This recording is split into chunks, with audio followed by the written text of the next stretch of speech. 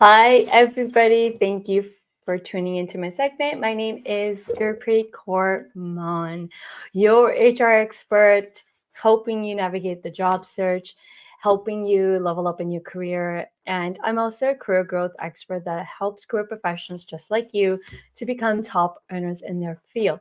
Yesterday, I did a resume review session live right here on LinkedIn, and it was a hit. So many people wanted me to review their resumes. So I decided to do this as a regular session.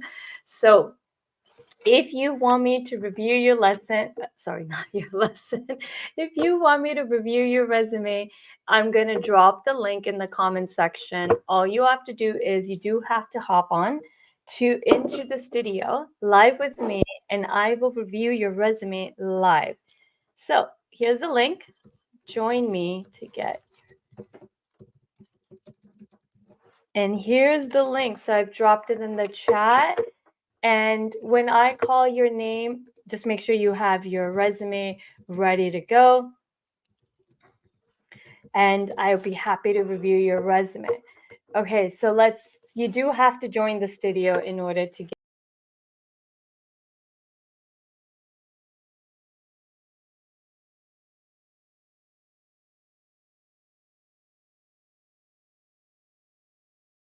Sorry, don't know what happened, but if you can see me, let me know in the comment section if you can see me. I have dropped the resume link. The link, if you want to get your resume review by me, I have dropped the link. So please just click on that link. That will take you into my private studio, which is StreamYard. And this is where you can actually get your resume reviewed by me personally. So just hop on and get your resume reviewed by me. And if you have any questions about resume, please just drop them in the comment section, and then I would be able to answer all your questions as well. While I'm waiting, I do have some announcements. I'm also conducting a resume writing workshop October 30th from 3 p.m. to 5 p.m. I've also invited some of my recruiter friends to be part of this workshop. So the first half is where I'm going to teach you how to write a resume that is interview worthy using my proven formula in writing resumes that has already helped thousands of career professionals just like you to start landing interviews like that instantly. I know it sounds like too good to be true, but it's true. My clients are landing interviews like this when they learn how to write a resume. They're doing the hard work, they're putting in the work. I'm just guiding them how to write it, just like I'm going to guide you how to write it, but you actually do have to put in the work to writing it. And if you stick to the process, you put in the work, you will start landing interviews. So join me on October 30th for my resume writing workshop, where there will be recruiters as well who I have personally invited, handpicked from my network, my recruiter friends, to come join and spill the tea on getting on resumes, recruiting. So they're going to share their insight knowledge that sometimes recruiters can't publicly share on a live that is public, but inside closed doors on Zoom, they would be more than happy to share that. Okay, so I'm here to review resumes. If you want your resume to get reviewed by me, all you have to do is drop it. Join me. I've dropped the link in the comment section. Please join me online and I'll be able to review your resume. Okay, so we got Sam up front first. No, okay, we don't. Okay, Verinder? Verinder? You do have to unmute your mic to speak.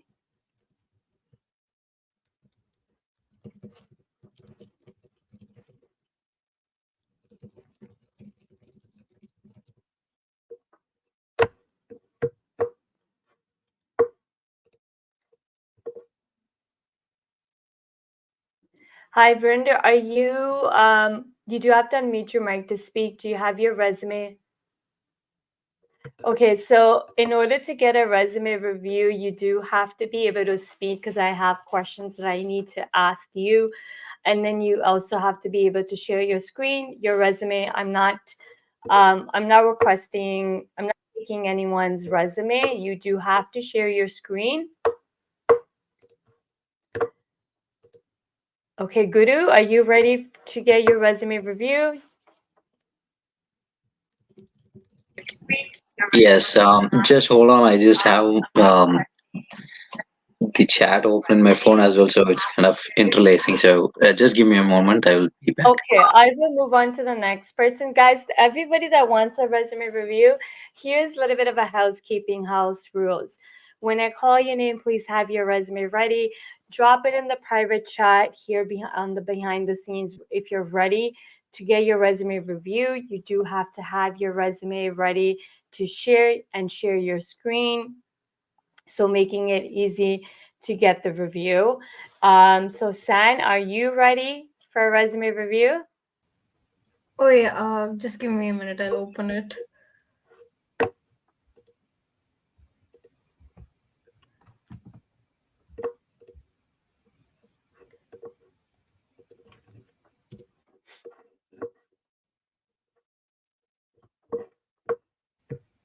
Should I send it to you first? No, no, you just share the screen right here.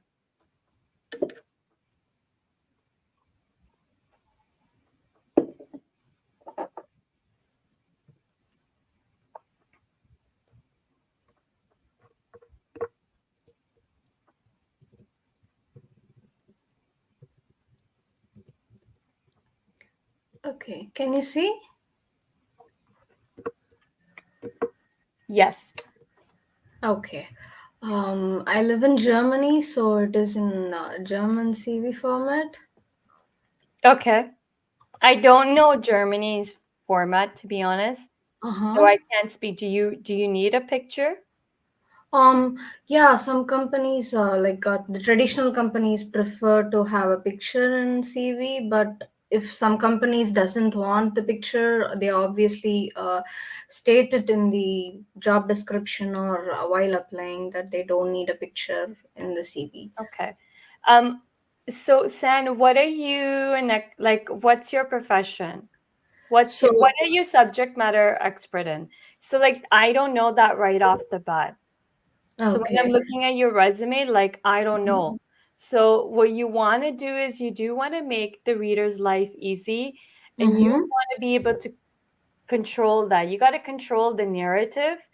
So you Mm-hmm. got to be the one that you got to claim what you're subject matter expert in and Okay. have that stated right off the bat. And that Mm-hmm. helps to connect the dot for the reader instead of reader having to make assumptions. You never want the person that's reading your resume to make assumptions of who you are and what you are good at. Mm-hmm. You Mm-hmm. got to Okay. communicate that, right? Mm-hmm. So that's one thing I don't see. Mm-hmm. Second, I see you have a portfolio, but to me, like, what do you have a portfolio for when I don't even know what you're an expert in, right? Okay. So Okay. then that doesn't connect the dot. The portfolio like Mm-hmm. doesn't connect the dot. And then your work experience. Now, again, I don't know too much about Germany, so I'm just gonna read the resume and just tell you what I'm picking up. Now, Mm-hmm. when I only see three bullets, and Mm-hmm. you worked there, okay, for not too long. Yeah. Also, the biggest thing I also see is after December 2023, that's it, you haven't worked. So, Mm-hmm. the question that's going to come up first is like, well, what have you been doing since December? And how come you haven't worked? So, that Mm-hmm. gap there, you have to fill that gap. Okay. Okay. Yeah, again, like you gotta do the timelines have to be there to tell a story. But when Mm-hmm. there is a missing timeline, it then creates now that space is left for them to make a lot of assumptions, and usually the assumption's not going to be good, right? Usually Mm-hmm. it's going to be that you're not working or you're not doing anything, right? So that that one thing you do have to fill. Maybe you're in school. I don't like what's the reason you haven't worked since December? Actually, I have been do you see the thesis under the first experience? I was preparing my presentation, I was preparing the report and submitting it to my university. So it was like a huge report, a Yeah, master thesis but report. that thesis was being done in November to April, right? Yeah, I have completed the implementation and the company part of work with the Deutsche Telekom, but I was doing the report work for the university and the presentation work. So, yeah, and also with the job hunt and other part-time works. Do you have any idea, like, how can I specify that from January 2024 till Well, now? you're gonna have like if you like what have you been doing, right? For example, like if you've been doing any project work or anything or school related or the internships, so you're gonna have to well, we gotta first write down what have you like write down everything you've been doing since December 2023, right? Mm-hmm. So I don't want to say we got to fill the gap with X, Y, and Z. The first step is to just write down everything, your Mm-hmm. day to day, what you've been doing since December. Every little thing, write it down. Then Mm-hmm. then we can figure out how to then communicate and sell that in a winning way that gets the reader excited about you. The key is we want Mm-hmm. to get the reader who's reading your resume to get excited about you. Mm-hmm. Every day, every minute of our life is an experience. Mm-hmm. I think the problem is in we've been conditioned to think that the only experience we have is the one where we have a job title and we are working for a company and we being paid. But that's actually the biggest myth. Yeah. Experience is every like if you look at the definition of experience, experience we are having experience every second. Yeah. And every second, we are never the same prior to that second. Mm-hmm. So we're constantly growing, we're constantly evolving, we're constantly learning new things. So to me, that's the most vital thing. Mm-hmm. And so the way we sell that is the key, but you have to first identify what is it that you've been doing. So you're not just a job title, you're not just an employee at a company. You are somebody that is gifted, you have your passions, everything about you from the minute you wake up to the minute you go to sleep, it shapes you to be who you are. Mm-hmm. And you bring that to work every single day. Okay. Companies benefit from that, right? Maybe you have a creative mind, maybe you're somebody who likes to paint. Like there's multiple things about us that shape us to be who we are, but we always show up to work our complete whole self. Mm-hmm. And Yeah. not just showing up our thesis you did or the degrees we have or the certifications we have. That's a Mm-hmm. way of our growth, right? Getting those Yeah. education, learning is a growing, right?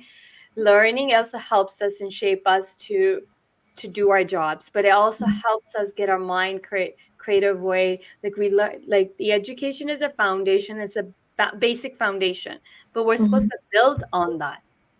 Yeah. So what have you been building on, and what can you do? So that's crucial here. And then when Mm-hmm. I look at your experience, you're focusing more on just writing a job description versus Mm-hmm. talking about your wins, the success stories, your wins you've accomplished in each of those roles. Because Mm-hmm. that's what companies want to see is the wins, not your duties and your responsibilities and what you can do. Uh, and your skills, but they want to see the wins. Like Mm-hmm. what wins can you get us? Mm-hmm. Okay. Okay. Again, I don't know Germany's format, so I can't comment on the format. I can just comment on the content of your resume. Uh-huh. And I see that that's like the biggest thing you're lacking. You're being very vague and you're kind of speaking Mm-hmm. on the job as a job duty versus Mm-hmm. really pulling out the Mm-hmm. wins. The other thing is you've done, I see like thesis, product coordinator, student assistant. Get very clear on what is it that you want, the role you Mm-hmm. want, get very clear on it. And then you do have to write your resume. Mm-hmm. uh, Okay. you have to write your resume to really show yourself as a subject matter expert. So you do have to claim what are you an expert in. Mm-hmm. Subject matter expert, right? Like don't like all this is now being vague, right? You got UX design designer, data analyst, then it's product, then it's student assistant, customer service. So it kind of, what's happening is you're coming across as somebody who's very confused and doesn't know what they want. So Okay. then you're not going to be the ideal choice of candidate. You want to be the ideal choice of candidate. Okay? Okay. Hope that helps. Yeah, that helps. Okay, perfect. So I'm going to move on. Jyoti, welcome. Does anybody that wants me to review their resume, if you're on the in live with me in the studio, you do got to make sure that you have your resume ready, pulled up and ready to share when I call your name. So, and those that are watching this live, be it from not Instagram, be it maybe you're from YouTube or you're live from LinkedIn, and if you want to join and you want me to review your resume, I did drop the link in the comment section. Click on the link. It will bring you, it gives you access to join me in the studio. And that way you can get your resume reviewed. Okay, so just make sure, guys, in the studio with me, have your resume ready to be reviewed. Okay, Guru. Okay, so Guru, how many jobs have you applied with this resume? You do have to unmute your mic to speak. Can't hear you. Oh, that's because I didn't add you to the chat. Never mind. Sorry, that was my mistake. Oh, that's fine. So yeah, I used to tailor my resume based on the job description. No. Sorry. Just please, just answer the question. How many jobs have you applied to using this resume? Maybe 100 plus. I'm not so sure. Can you give me a number, please? Not 100 plus doesn't give me any context. So just give me one number. Now let's go with 100 then. Okay, out of the 100 jobs, how many first interviews did you land? Like that first call, because the resume gets you the call. So how many calls did you receive from the 100 jobs you applied to? Around 5. So 100, you applied to 100, you only got 5 calls. Yes. Your resume is only converting 5% of the time. So that's a low number. It means your resume is not landing you interviews. It's not converting into interviews. Okay. What role are you looking for? Something related to quality engineering. What role are you looking for? Quality engineer. So QA. Okay, so if you can zoom in to your resume, right off the bat, I can point out 2 mistakes that I see right off the bat. One, you got objective. And to be honest, that's an outdated way of writing a resume. Like I learned that when I was in high school, 1990s. Oh. So objective is something that companies used to care about in the 90s, the 80s and the 90s. But no, now the market shifted. Companies really don't care about your objective, they care about their objective. So don't write objective. Also, you got to claim what are you a subject matter expert in. The same thing I told the other caller, you're doing the same mistake. Like you're leaving everything up in the air for the reader to decide. You can't give your power to the reader to decide the job that you want. That's actually the worst thing to do. You got to claim, you got to own what you want. So own it, that there's power in that. There's power in owning what you want, and then that gives you confidence to then communicate. Okay. And remove, don't use words like dedicated and result driven. Everyone's using those words. If you stay and watch the live, you'll see how many people are using these exact same words. So what happens when everyone's using these exact same words and the wordings on that language, those words have no meaning anymore. There's no power in those words to the reader, because the reader, keep in mind, the reader is seeing resumes every single day. So you always have to first put yourself in the reader's shoe. How many resumes is the reader reading? How many resumes is the reader getting? Okay. Thank you. Okay. So can you zoom in?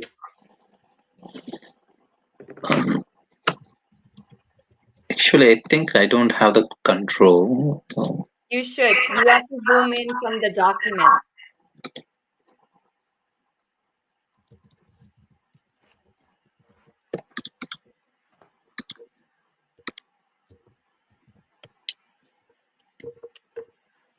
It's going to take a moment.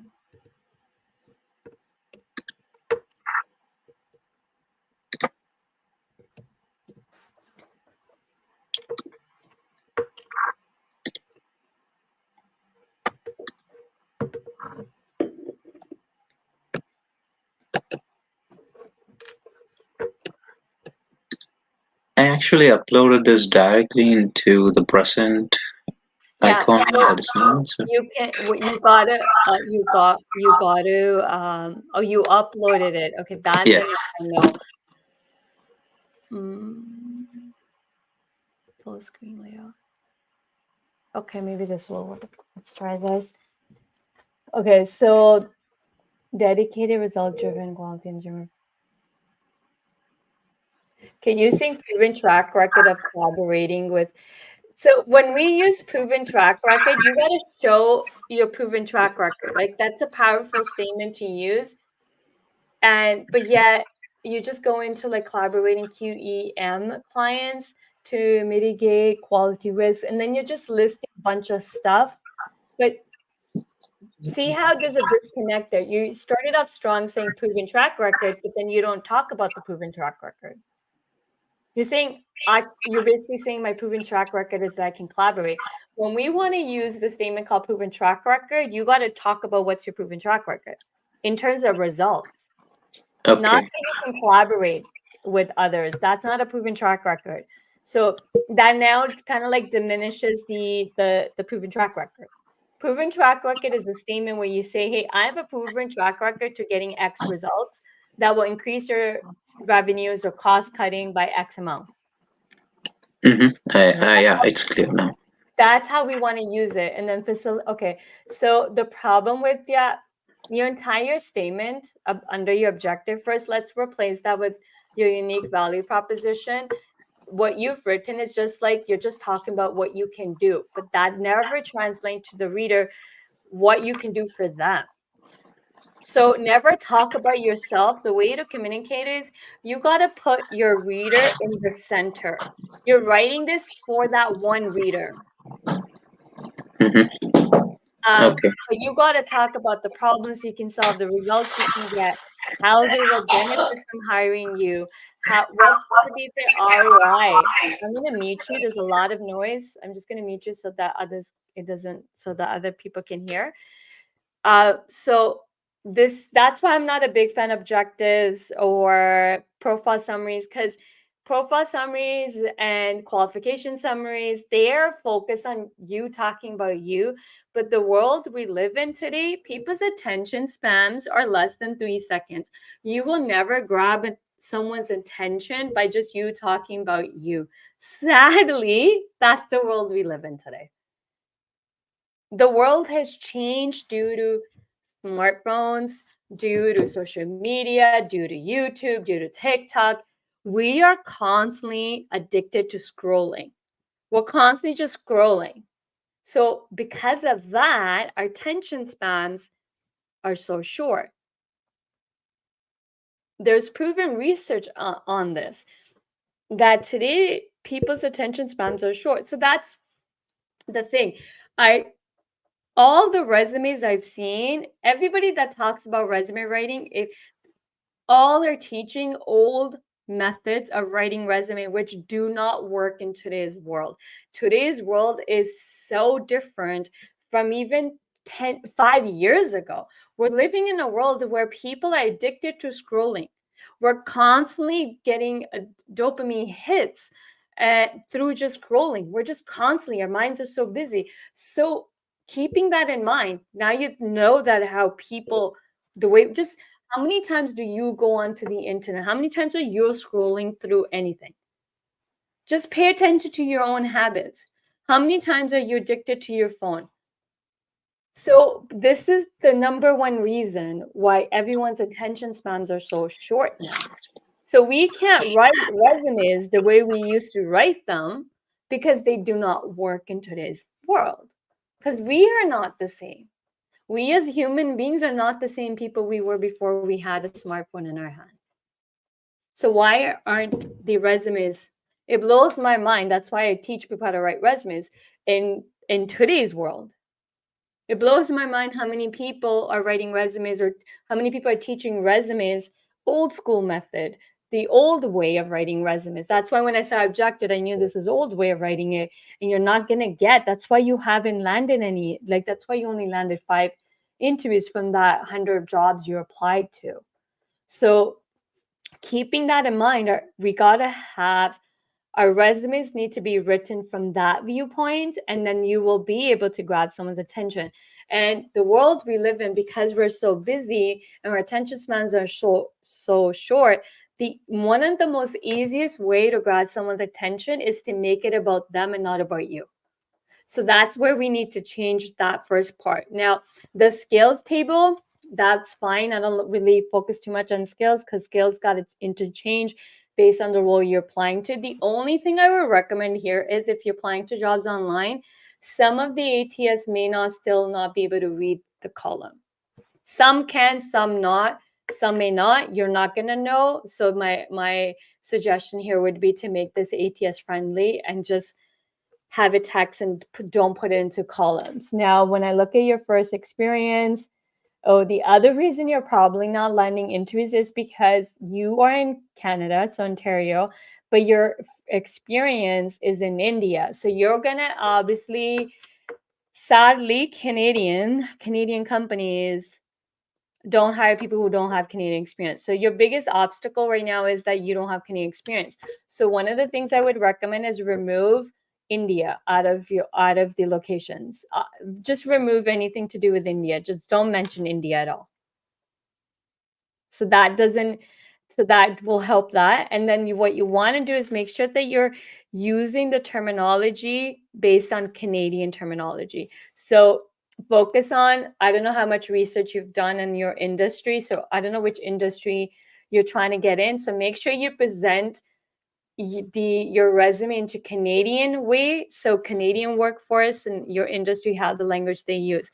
The other thing I see biggest problem with your experience section is that you're talking again more on job description on what you can do, your duties and responsibilities, instead of talking about the problems you've solved, solutions you've delivered, results you delivered, and how the company benefited from that.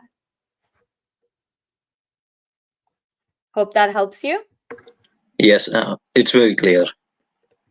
Okay. You know what? I'm going to show everybody a resume of what everyone's resumes should look like.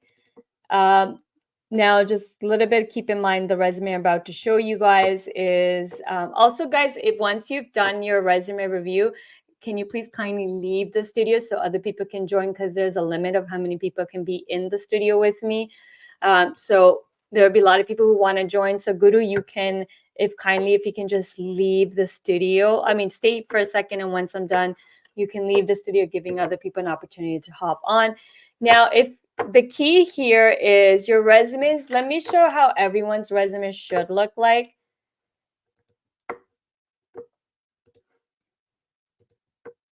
Presentation wise. So this is one of my clients' resume. I've changed the name for privacy purpose. Okay, so your resume should look like this: clean, white, a lot of white spaces, presentation. You got to claim what you're an expert in, have a hook statement, write where it captures the reader's attention. This is your value prop. What are you bringing to the table? How would the company benefit from hiring you? The skills section, this is, oh, by the way, this entire resume is ATS friendly. So this is how you present the skills, so making it ATS friendly. Your career development accomplishment, instead of writing work experience, turn the section into career and development. Oh, let me start from the top. Right behind your last name, put all your credentials. Right away, the reader will know what your credentials are. They don't have to go scrolling down at the bottom to figure that piece out. You can do it easily like this. Put the titles of your credentials right behind your last name. under the accomplishment section, this is where you want to talk about your win stories. So you have, you list the company, location, the title you had, and then this resume is written for executive level. So this is executive resume. You do want to have a hook. This is a hook statement. Like, I'm not telling you guys to make it this complicated. I'll show you how to write a simpler version of this in my resume writing workshop, but I just want to show you a resume that will convert really fast and grab attention. These are little mini snippets of your big accomplishment in each of the roles. This is a paragraph that summarizes your responsibilities, and then we use bullets to talk about our wins. That's how you should put your resume format wise. So have a paragraph and then have bullets. The way this is, by the way, the way this is designed, okay, I've learned from experts in copywriting. I've learned from experts as well as psychology experts who talk about how individuals actually consume and read stuff today. First thing is people just scan stuff. So this is now based on psychology, scannable resume for the human being to easily scan.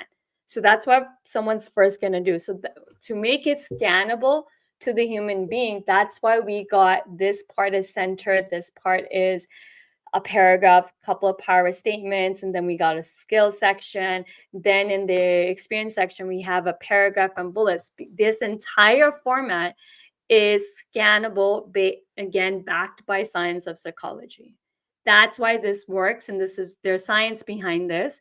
That's why my clients, when they learn how to do this and I give them this template, they start landing into is because it's designed for how human beings consume and read content in today's world. Okay, so that's how your resume's got to be presented. So I hope that helps. Again, if you want to learn how to write a resume, I am hosting a resume writing workshop Wednesday on October 30th from 3 p.m. to 5 p.m. I also invited my recruiter friends to be part of this as well.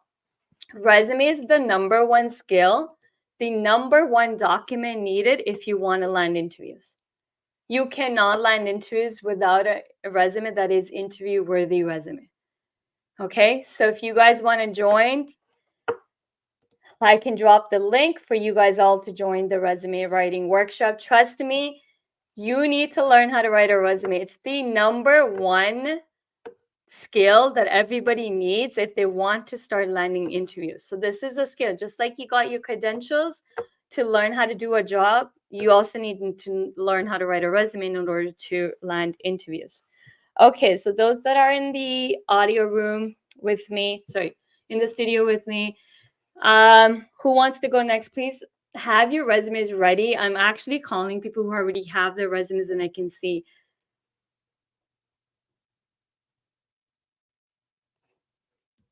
You don't have to upload the resume. You can just have the screen ready to share. Okay, who wants to go next? Jyoti? So Jyoti, Harsh, Asif, if you are ready to go, just drop it in the comment section or chat, private chat.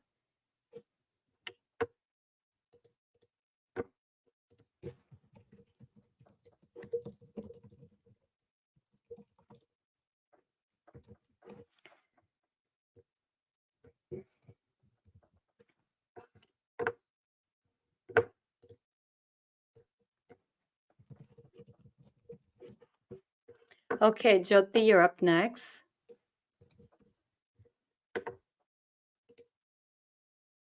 You do have to unmute to speak.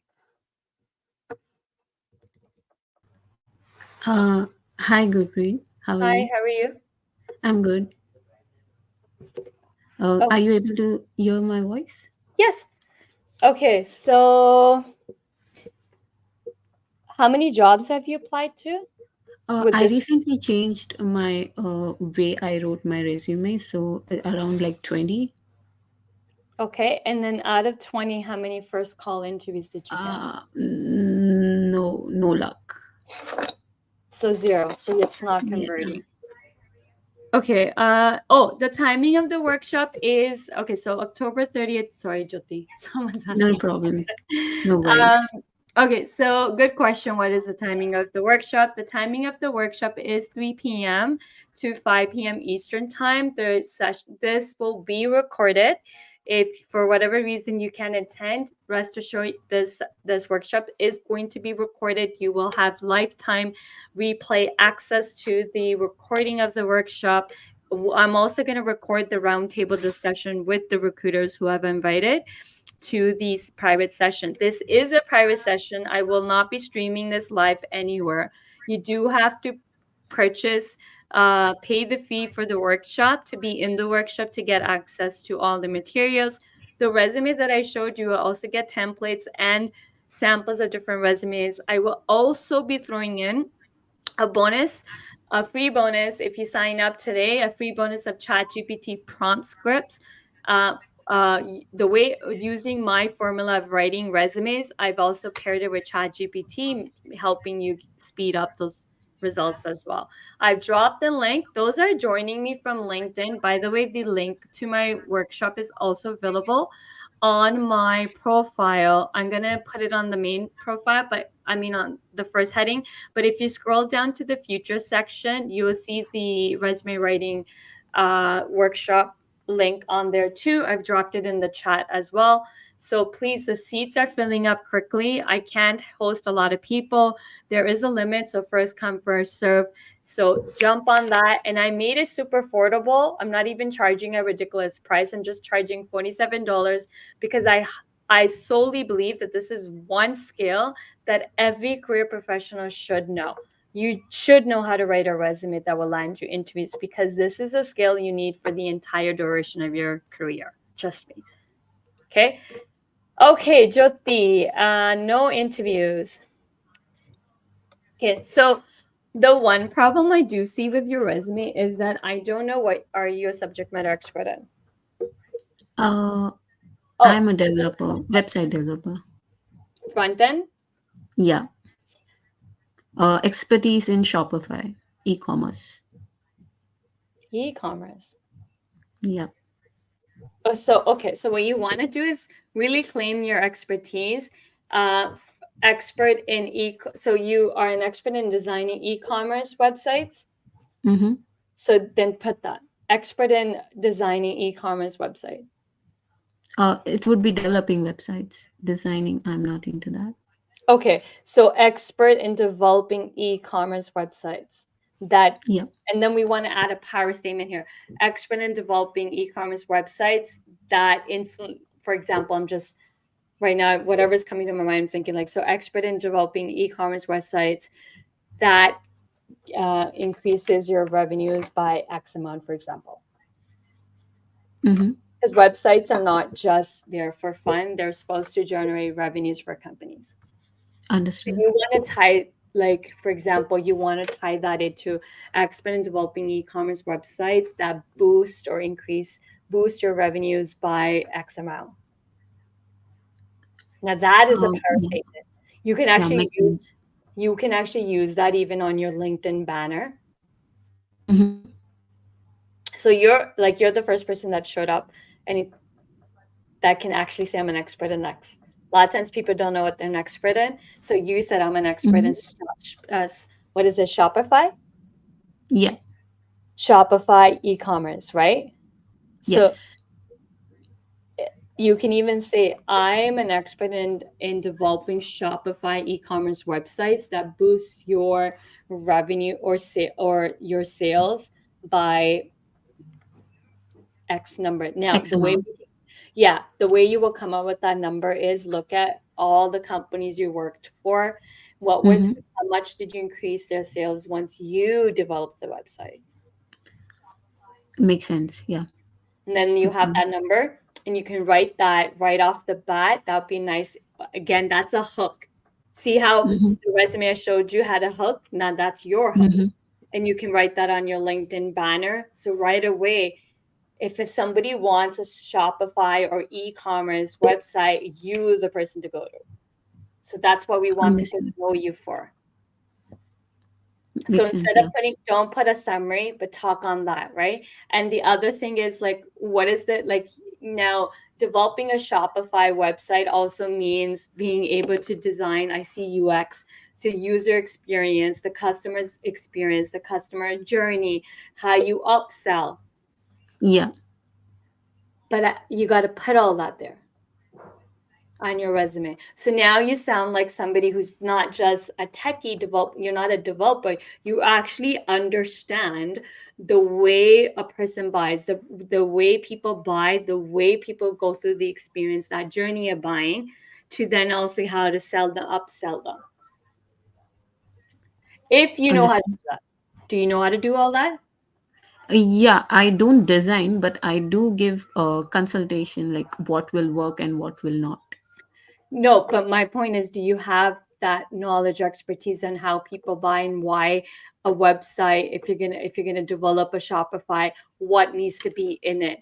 The whole Yes, user yes, experience, because I see UX on there. yes, yes. That's You what do. I said. I do not design on Photoshop or Figma, but I do know what works and what needs to be there when we Yeah, yeah, develop but our you have e-commerce. the knowledge, right? Yes, yes, Yes. Because if you didn't have the knowledge, you'll just be going by what someone's telling you to design it. Then you're not yeah, an expert. You're just a developer. Someone told you to develop, you develop. But now yeah, you have that knowledge and you can say, listen, if you want to develop something like this, here's the components we need to think of. Here's the things we need. Why? Because X, Y, and Z kind of thing.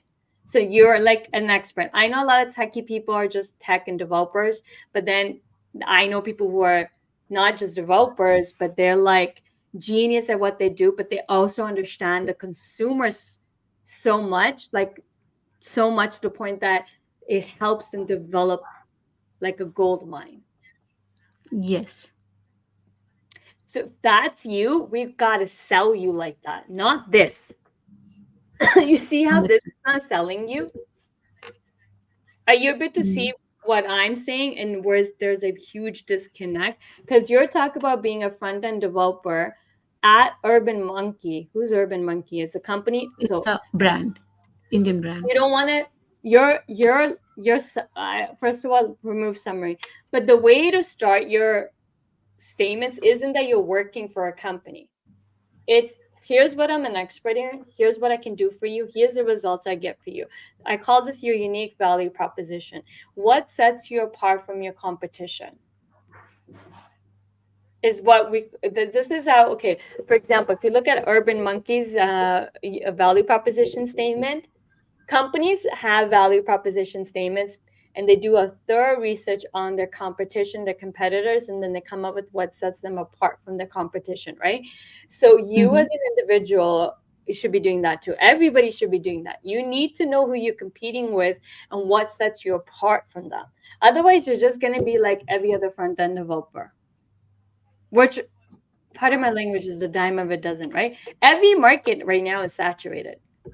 Front end developers are saturated. Everyone's saturated. So what makes you so unique and so good? What are you a genius in? So you said e-commerce. So like right away we nailed that. Second is Shopify. Now, can you Yeah. build websites outside of Shopify, or you only want to work with Shopify? I have experience of both because I was used to work in a digital agency first, so I can build a website on WordPress and I can build on Shopify as well. But expertise in Shopify, basic is WordPress. But what job do you really want? You only like Shopify. you Shopify. So then we just stick to that. You're an Yeah. you are a front end developer that develops Shopify e-commerce websites that boost Yes. or that generate X sales or boost sales by X amount. Because everything's about like Numbers. it's sales, right? Like you have a Yeah. Shopify and you want people to buy your product or your product, service, whatever you're selling, right? Yeah. So that's how you want to present yourself, and you want to present yourself as an expert who understands the customer journey, the customer's experience, their buying journey, and how you're supposed to integrate that into developing a website that gets them to buy, but also like the upselling. Yes. Okay, your university education shouldn't be something you lead by. Put that in the last page. But we got to have your unique value proposition, and then you got to hit them with your skills section. The skills section, I would like to make it more neater presentation than the way you have it. I would kind of recommend not doing column, just in case a particular ATS can't read columns, then they won't be able to pick up all that skill stuff. Don't put skills and interests, it's just skills. Understood. Now for you, I'm going to recommend having two types of skills section. One is your technical skills. So all the coding language you know how to use, Shopify, all that stuff you wrote. So all that tech stuff should have its one. Number two, a skill you need is how you gather user requirements, project planning,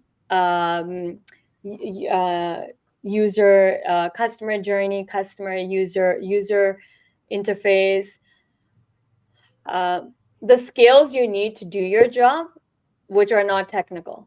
So technical people have technical skills, but you also have other skills that help you do your job. You're not just a techie person.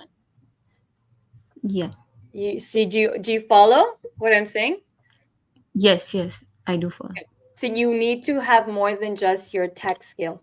So for tech people, I would say have a technical skill table, label as technical skills, and then underneath it, you can just have your other skills. Or you can have a skills section that first goes with your skills like project management, user requirement gathering, user requirement, project lifecycle, customer journey, upselling, for example. And then you have another table right underneath it saying technical skills. Understood. Yeah. Okay.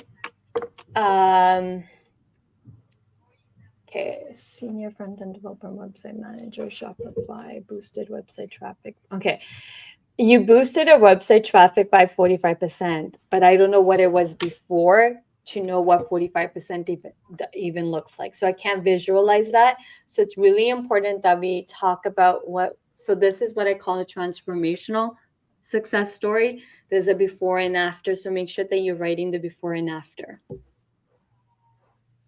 Got it. You didn't boost the traffic by just collaborating with all those people. You boosted by solving a problem. Got it.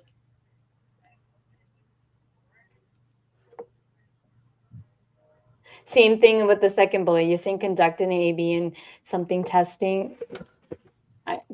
Did you upload this or you're just sharing a screen? You're sharing a screen. Can you just zoom in, please? Yeah.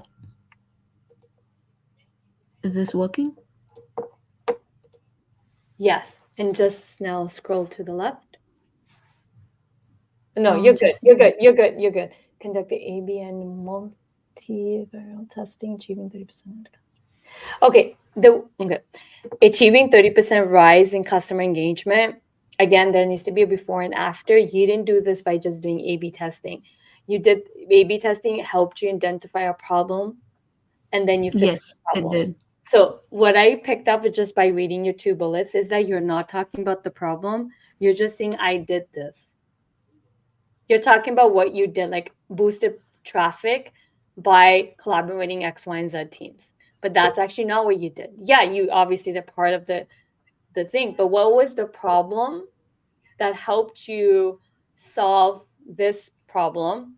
And what was the solution you implemented? What's the solution you implemented to boost the 45 traffic? And you didn't boost the traffic by collaborating. You boosted the traffic by identifying the problem, and then rolling out the solution to fixing the problem, and then resulted in the increase, right? So the biggest problem I'm seeing in all your bullets is that you're not actually talking about the problem and the solution. You're just talking about in a generic way. That doesn't help. That will never help you land that job. It's nice that you can collaborate, right? I'm not saying that's not nice, but can you fix problems? Can you solve problems? Do you know how to diagnose a problem? and then do you know how to what solution, right? Got it. That's where you're losing out in all your bullets. You're right. You're being very general and being very vague, and you're just kind of like, what's the right word? You're not going to the heart of it. You're just staying on vaguely. You're not getting to the heart of what you've done. Understood. Hope that helps. Yes, it does. It actually like loosens my mind, like how I have to like actually change the wordings of my bullets so that Way more more of than that, I would say first things first is you got to really understand the depth of what you've done in each of the roles. The problem, what I see with everyone is that everyone just goes right into writing a resume without doing any pre-work. Like for example, did you just become a front-end developer or did you have to do a lot of pre-work? Pre-work meaning all the education. Go I up. did If have you to, go up, yeah. if you go up to the education, right? Go up to the Mm-hmm. educations. You first did what? You Computer first, engineering, yeah. okay, so first you did his bachelor's, right? And how long Mm-hmm. was this? 4 years? Yeah, 4 years. So that's 4 years of prep work, prepping for Yeah, you to, in order for you to be that front end developer, yes. right? Did you just go to high school and boom, got a job and became a front ender? No, right? You had to get No, the training. So the same thing, like, why are we just writing our resumes? Why aren't we doing the prep work to get to know ourselves better so that we know how to sell ourselves? The minute you go and open a document and start just filling out the blanks or download the template and just filling out the blanks, trust me, you're missing out on so much key information. And that key information is the key to you landing the interviews. It's not this. I can guarantee you the key to landing interviews that you're missing out is the depth of what you've actually done. So, but you're not, I can help you identify that on how to actually, what's the pre-steps you need to do? What does that look like? And what is the pre-step? I'm actually teaching that in my resume writing workshop on Wednesday.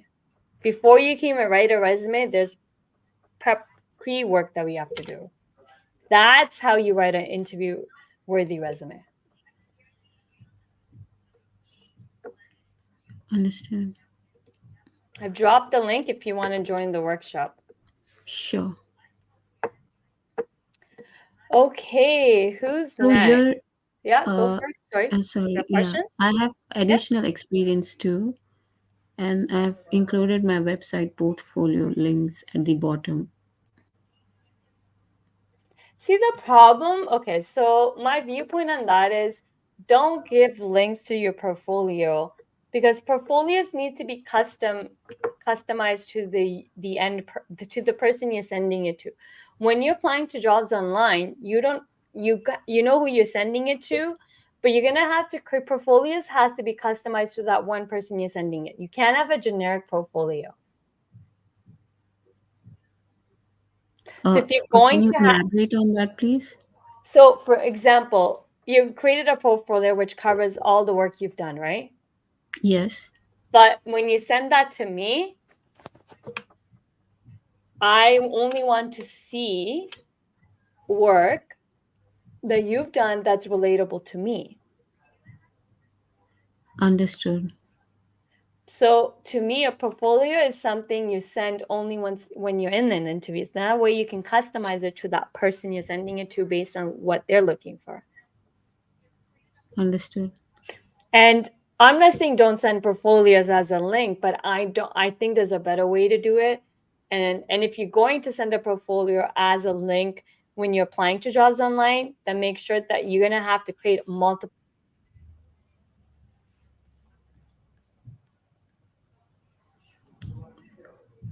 I'm not able to hear.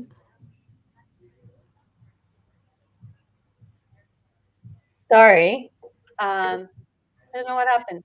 So you're gonna have to create just like each resume. Okay, each resume should be custom written before you even apply to a job online, and same thing with your portfolios. Understood. And that's how you're gonna win. Got it. Thank you so much, Gurpreet. It was really insightful. You're welcome. Okay, so who's next? Asif. Asif? You got to unmute to speak. Asif can hear you. Yeah, I was able to unmute now. Thanks for finding a minute for a quick review of the resume. I just shared, but it looks like my screen is just black and white. No, I didn't share it yet. Yeah, thanks for your time and your follow-ups. I'm really lazy guy, but you keep following up, so thank you very much for that. And drop that link to the Why are you calling yourself lazy? because I have missed important opportunities in the past by ignoring, being lazy, and stuff like that. The moment I Well, close my office, let's rephrase that. You're not lazy. You just had other stuff that were requiring your attention. you're right. So Everything happens in due time. prioritization, is the Yeah. issue. Yeah. You're right. Let's never talk to yourself in a negative way. Absolutely. Very good approach. Thanks. You're welcome. Okay, Do I so zoom out or zoom in? Is it, or do we do for you? give Zoom me out. 1 second. How many jobs have you applied with this resume? I But you just do have to started. zoom out because I can't see your entire resume. So zoom out mean like this. Okay. Yeah, and then I'll let you know what I want you to do after that. I just first want to see the whole presentation. Yeah. Okay, So so this is what job are you looking for? so a similar role, senior or principal water resource engineer. Okay, how many jobs have you applied for in this using this resume? This resume I just prepared 2 weeks ago, so only maybe 4 or 5 jobs and no interview. No interview for now. Okay, so it's only 2 weeks. Okay. Okay, right off the bat, I'm going straight into what I see the problem is. It's too text heavy. Okay. Look at your That's good. profile summary. You have 1, 2, 3, 4, 5, 6, Yeah. 7 bullets. So the presentation of your resume is not neat. The format is not neat. The presentation is not neat. Okay. And it's way overwhelming for the reader. Okay, so the thing is the reader shouldn't feel overwhelmed when they open your resume. They should feel happy, joy. Emotions are really important, how we want the reader to feel when they see our resume. I think a lot of times we overlook such a small thing, but it's really important on the feeling. Also, you know what's really important is your energy and your feeling when you're writing a resume. It's so important. So the energy you write your resume is what the energy the person's feeling. That's how powerful energy is.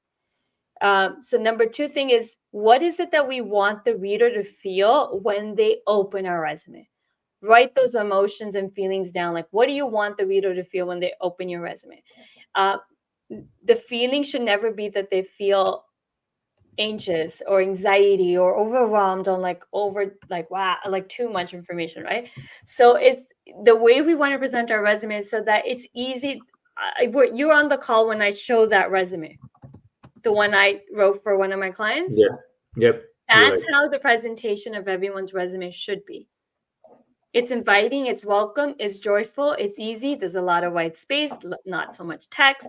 There could be ways we can have a little bit of text heaviness, but not in the beginning. It shouldn't be text heavy in the beginning. So you do want to have. I will never tell anybody to have a profile summary. This is outdated way of writing a resume. Okay. You don't want to have profile summaries. You want to actually write a unique value proposition statement. Now, what that is something that sets you apart from other people. This is not where you talk about yourself. It is indirectly you're talking about yourself, but directly you're not. Right now, everything you're doing is you're talking about yourself, right? So I'm going to actually teach you how to write a powerful, unique value proposition statement that grabs attention, keeps attention, but it gets the person like, wow, excited about you. Like they can't wait to read your resume. The key is we want the person to read our resume. Okay. But people, honestly, recruiters within 5 seconds can look at your resume, decide if they want to read it or move on to the next person. That's how fast they decide. That's only if your actually resume landed in front of a reader, okay? So that's the problem. The biggest problem in your resume is that it's too text heavy. The other thing is when I look at your work experience, you don't need, okay, so the layout of your snapshot of your experience, it's too clustered. I don't know what you're saying. Like, for example, Yeah. Logistics Hub, Go Expansion, and Ontario Line South, like that's a big ass name. Like what's I don't even know which company you work for. Is that all the name of the entire company? What are we talking about? Who's your employer that you're working with? When did you start? What month did you start? What year did you start? Where's the timeline of the dates? That's not there. That's why you're not landing interviews. I mean, 2 weeks is still okay. Like you just started applying using this resume, but we can definitely make this resume one that will land you interviews. Okay. Also, how many years experience do you have? 22. Oh, wow. Okay. What salary are you looking for? Yeah, it should be in the range of 155. No, it should be in the range of 200 plus. My sector is different. You have 20 years experience. Yeah, it's never heard of in consulting engineering section. I have several Really? surveys. Then you're working with wrong companies then. Yeah, Of course, there is such thing as you getting $200 or $300 salary. You have 20 years of experience. The problem is that the way you're presenting yourself is not, of course, it's not going to get that. The other thing is we got to figure out which companies have the money to pay you. Like, have you ever, like, you should, if you want to get paid for your expertise on a higher end, look at working at consulting companies. Yeah. Deloitte, Accenture, for example. I don't know if they do energy projects, but you got to find a company that an expert in water resource. Right. And then the consulting companies pay a lot of money, but they also charge a lot of money. If you think that companies don't have money to pay you, it's the biggest myth that everybody's carrying around with them is that they believe that companies don't have money. You know how much companies pay money to companies like consulting companies like Deloitte and Accenture? A lot of money. Yeah, They we have make the money. budgets. Yeah. But consulting companies charge a lot of money. Yeah. So if they have the money to pay these consulting companies, they have the money to pay you. You're an internal consultant. You're right. So they have the money to pay you too. But the key is the biggest shift you have to have, and everybody that's listening to this, you got to stop seeing yourself as an employee. Stop having the employee mindset and start having a consultant mindset like consulting companies do. Deloitte, Accenture, all these big consulting companies. Start paying attention how they talk, how they operate, how they present themselves, and why they charge the money they charge. They're not coming from, company doesn't have a budget. The budget is not a factor of their pricing. Their pricing is based on we're the experts and who can solve this problem for you. And we have a team of experts and we've been doing it for X amount of years. Same thing you. I'm an expert who can solve this problem for you. These are the results I'm going to get for you from solving this problem. I'm an expert because I have 20 years of experience in doing it. And here's all the companies I've done it. Here's all my proof of all the results I got. So the key is how you show up, how you talk. Which definitely you're losing out.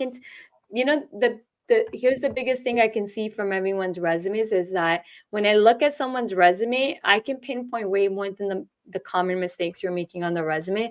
The biggest thing I can pinpoint is nobody knows what they're actually truly an expert in. That's why a lot of people actually don't know how much they truly can make from their expertise because you're coming from an employee mindset, which is something the society has conditioned us to think. right? So including me, before I became a consultant and started running my own business, I had the same mindset as you, all of you. My mindset only changed because I crossed over and I went on the other side. And Yep. it's why I became a passionate of doing this and helping career professionals, because the biggest thing we as career professionals when we're working in jobs are never taught is we're taught to think like an employee and stay in that line, right? Lane. Why? Because companies benefit from that. Once you cross over and Yeah. you see how much consultants charge, freelancing consultants who cross over to the other side, you know how much money consultants charge? Yeah. Because $400 per hour. I charge $500 an hour US. Yeah. Oh. Expert, big positioning, right? But I'm an expert. I have 20 years of experience. I also have success stories. Like if you even with me as a career coach, I charge that much. I don't charge pennies. I always tell people, listen, there's a difference between working with an expert and, like, for example, let's take resume writing, for example. The price someone's charging you will tell you if they're an expert in it or not. Someone who charges $100 to write a resume, like someone showed up on my call yesterday and they paid $100 to write their resume. And you can see it is $100 and he can't land an interview. Another person on my call yesterday paid $300. You can see it. And I said, sadly, to both of them, I go, you didn't pay an expert. You just paid someone who said they can write your resume. There's a difference between that, right? There's a difference between an expert and there's a difference with someone to say, I can do it. Yeah. An expert has wealth of experience, but an expert also understands behaviors. They understand psychology. Someone who's an expert, they extensively are up to date, but they invest a lot of growth. They're investing in their own development. They invest a lot of time learning how things are being done right now, right? Like, for example, I've invested over 200K in learning from experts from marketing, selling, branding, copywriting, hiring, buying psychology, hiring psychology. I've learned a lot of psychology, like psychology and what it means, how people buy, studying people's buying behavior. And also I worked in HR for 20 years. What's HR? Human resources. It's all about human behavior. I Yeah. have 20 years of that and piled with the amount of years I've been running a business. So the way I teach things is combination of both. So I am an expert in what I do. And hence I'm going to charge for that, right? Okay. And hence you too. Everybody, you have a master's degrees plus you have a P is Professional engineering designation. yes. How much money did you spend getting all those credentials? Yeah, it's hard to find because it needs a undergraduate degree and then it needs 4 years job. Yeah, There's right? several- Like, so 20 years is a wealth of years learning, developing, and becoming. You are a subject matter. You are an expert in what you do. You have 20 years plus you got your master, plus you got your professional and how much money you've invested in developing yourself. But yet you're just charging 150.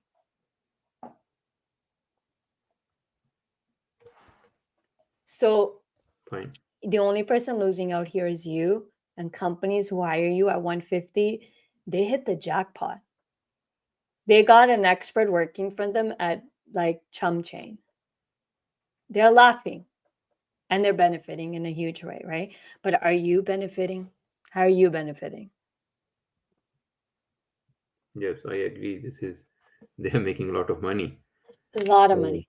A lot of money. You trying to tell me like logistics hub? Who is this Metro? Who's the employer here? Going back to your resume, I didn't understand who's the company you're working with. Who's your GHD. employer here? GHD. GHD. I don't see. Did you even list it there?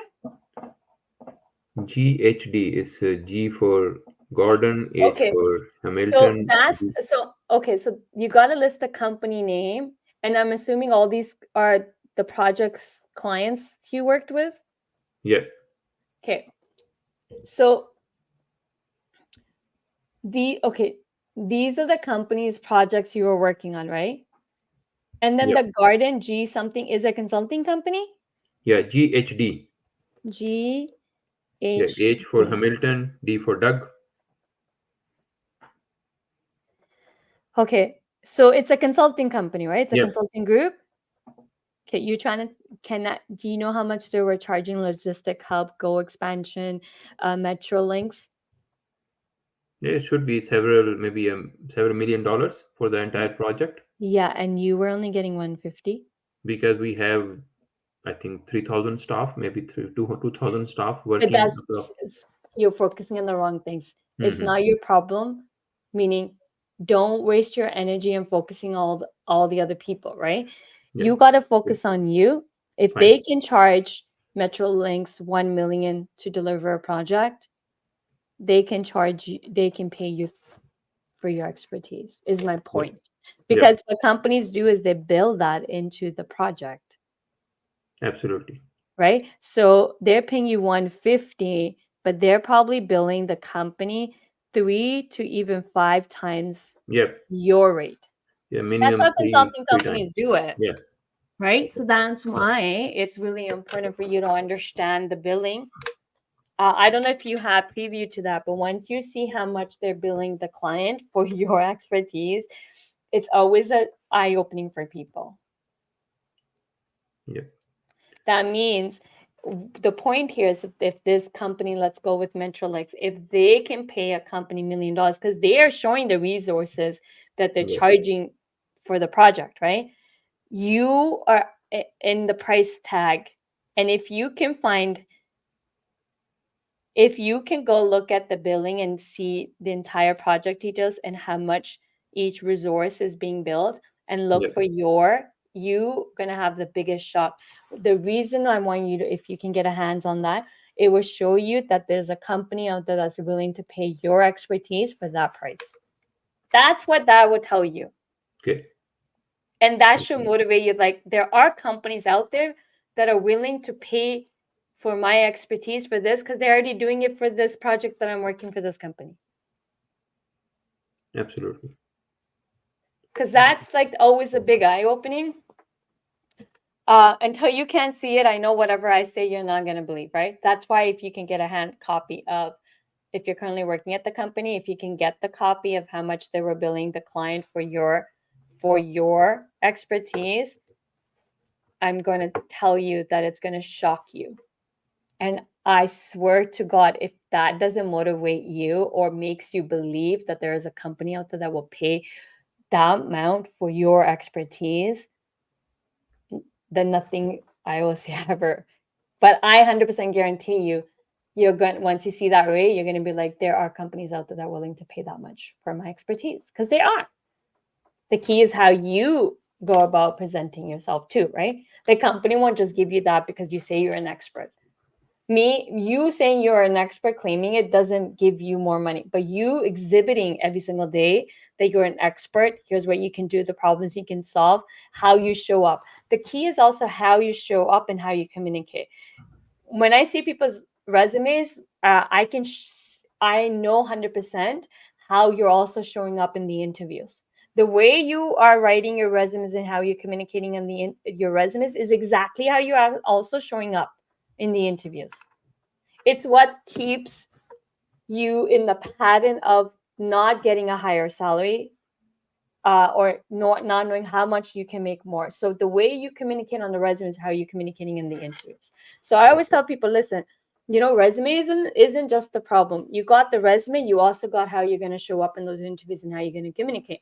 The way you're writing your resume is how you're going to communicate in the resume, in the interview. There's no buts and ifs around that. Yep. I would love to work with you and get you higher pay than what you're getting now. You're Yeah, that actually would be somebody, great. you're my Yeah. ideal customer to work with, my ideal client to work with in my coaching program, because I work with individuals like you and get you more money. But we got to really forget this resume. We got to first figure out, what are you an expert in when it comes to water resource engineer, and position you as an expert. And then I bet you this company you're working for, I think you're underselling yourself. Okay. Are you currently employed there? So that company is a wonderful company. Actually, they are doing good job project. But you are right. All consulting companies don't Hey, want to pay. I'm not saying they're not a good company, but the thing is, what you ask, you get, right? It's not the You're right. company's fault that you're underpaid. I'm not trying to play a blame game, but honestly, when it comes to what you're making, the only person that has the power or control is you. Yeah. If you undervalue yourself, or and you don't, if the self-worth, right, if you don't true heartily believe, and which we all as career professionals have this problem, including me, I had the exact problem, we don't believe that someone can pay us this much, Yeah. You're right. or oh, because company has budgets, companies. But when we can get access to the financial information, we can see how much they can pay consulting companies, then there's a switch happens. Like, no, they have the money.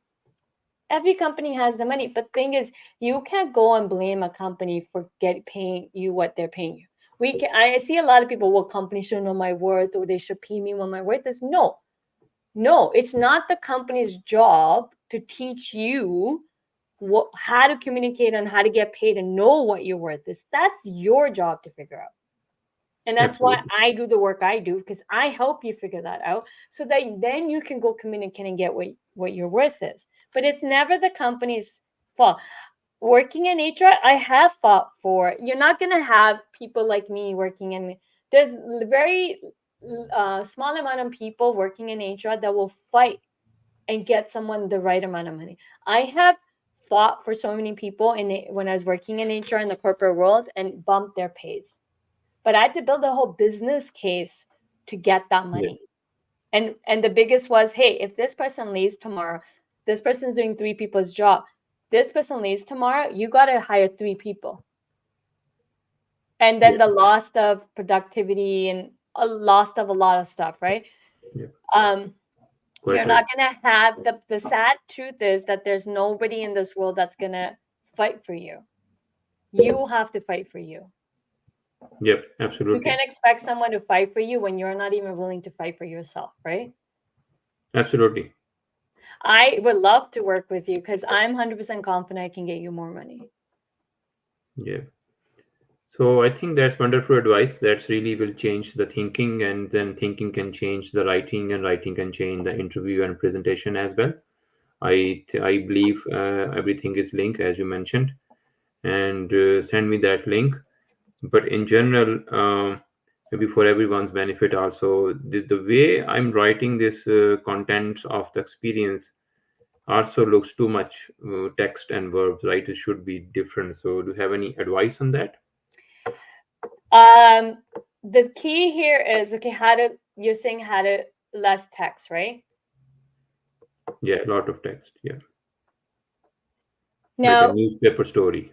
Yeah. So, okay, let me take a step back. I want to go back to what I said. I would love to work with you, right?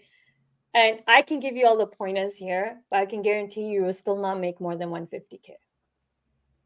That I'm not saying that. I'm not being arrogant or egos talking. The reason I'm saying this because, again, I worked with individuals like you for 20 years. Note that I can give people tips and advice, but that doesn't 100% equal that you're going to make more money, right? I can give you all the tips in the world to fix this resume. I don't want you to fix the resume. I want you to fix you here, right? Right. I want to fix the bigger problem. The bigger problem is right now the paper, right? But you know what's the root problem right now? The root problem behind this resume is you. You don't know what you're an expert in. You don't know how to put a dollar value on you. You don't even know how to communicate and get and command employers to pay that. So no amount of tips is going to fix the root problem. Yeah. I want to fix the root problem because you deserve to get paid more than 150K.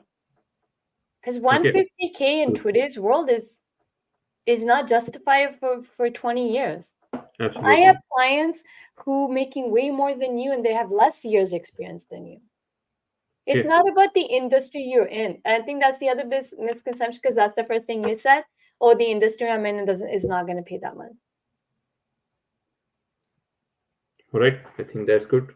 Please shoot me link and some details of the contents that course can benefit me. Yeah, I can assuming you're on my email list, right? Yes, I am there. And how can I Okay, give share? Is there a me private chat? okay, I'm gonna send me an email at this email So or reply back to the email you got so that I have your email. Because I Asif see. is a very common name, so I won't be able to find you. Yeah. Yeah. If you shoot me an email, the email you got to get on this link, just reply back to that email, and then I can talk about. And then I'll schedule a call where we can talk about how I can help you. Absolutely. I like to do calls and walk people through what I can do for you. That would be great. Let me copy that email and send that back to you. Thank you very much. I will You're attach this welcome. resume so that you can easily remember.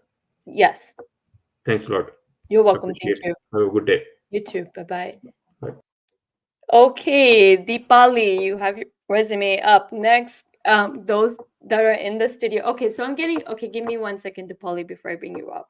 Okay, so I'm getting a lot of questions. I'm getting a lot of DMs and people are messaging me for a resume review. Okay, so to my audience that are joining me from LinkedIn or YouTube, I'm gonna redrop the link.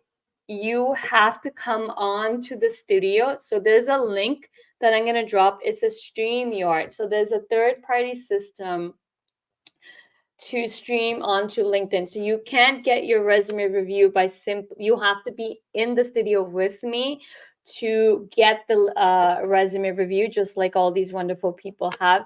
Yes, these are individuals on my email list, but I also dropped the link in the comment section of this live stream. So I'm going to do that again. So even those that are joining from YouTube, I did drop the link. Let me do it one more time. So if you do want to get a resume review, this is the link you have to use.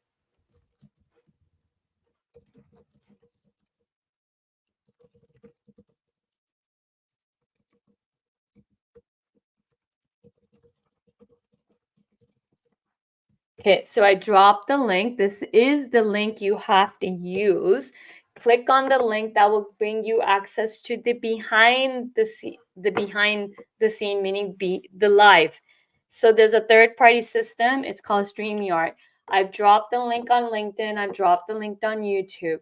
So you have to use this link to get the review. Okay, guys. So otherwise you won't be able to get your resume reviewed that way. So when I'm live, it's hard for me to try to keep a track of DMs and all this stuff. Okay, so just make sure that you follow the instructions that I put in the comment section. So if you want to get your resume reviewed, you do have to click this link and then join the live stream. Okay. Okay, so let's go to Polly. Those that are in the studio, I'm only calling people who actually have their resume on the screen because I can see who is sharing their screen. So if you are ready, I'm only calling if you already got your resume ready to share, like the Polly has. So you got to have your resume ready, and I have to be able to see that you already have your resume shared, so I can click on that screen. So the Polly, you're up next. Yes. Hi, Gurpreet. How are you? Hi, how are you? Okay, Deepali, how many jobs have you applied with this resume? More than maybe 400? So is it 400, 500? Yeah, it's 400. You can say 400 at least. Okay, I'm changing little bit, like when I applying. that's fine. That's fine. I Yeah. just want to know how many jobs you applied with Yeah, this resume. not getting even reply. Okay, so out of the 400 jobs you applied, how many people call you for an interview? Maybe 5 or 10, not more than that. Give me one number, please. It's 5 or it's 10 or it's 7 or what? Which one is Yeah, it? you can say 8. 8? Okay. Yeah. So this is how you can, so everybody can do this.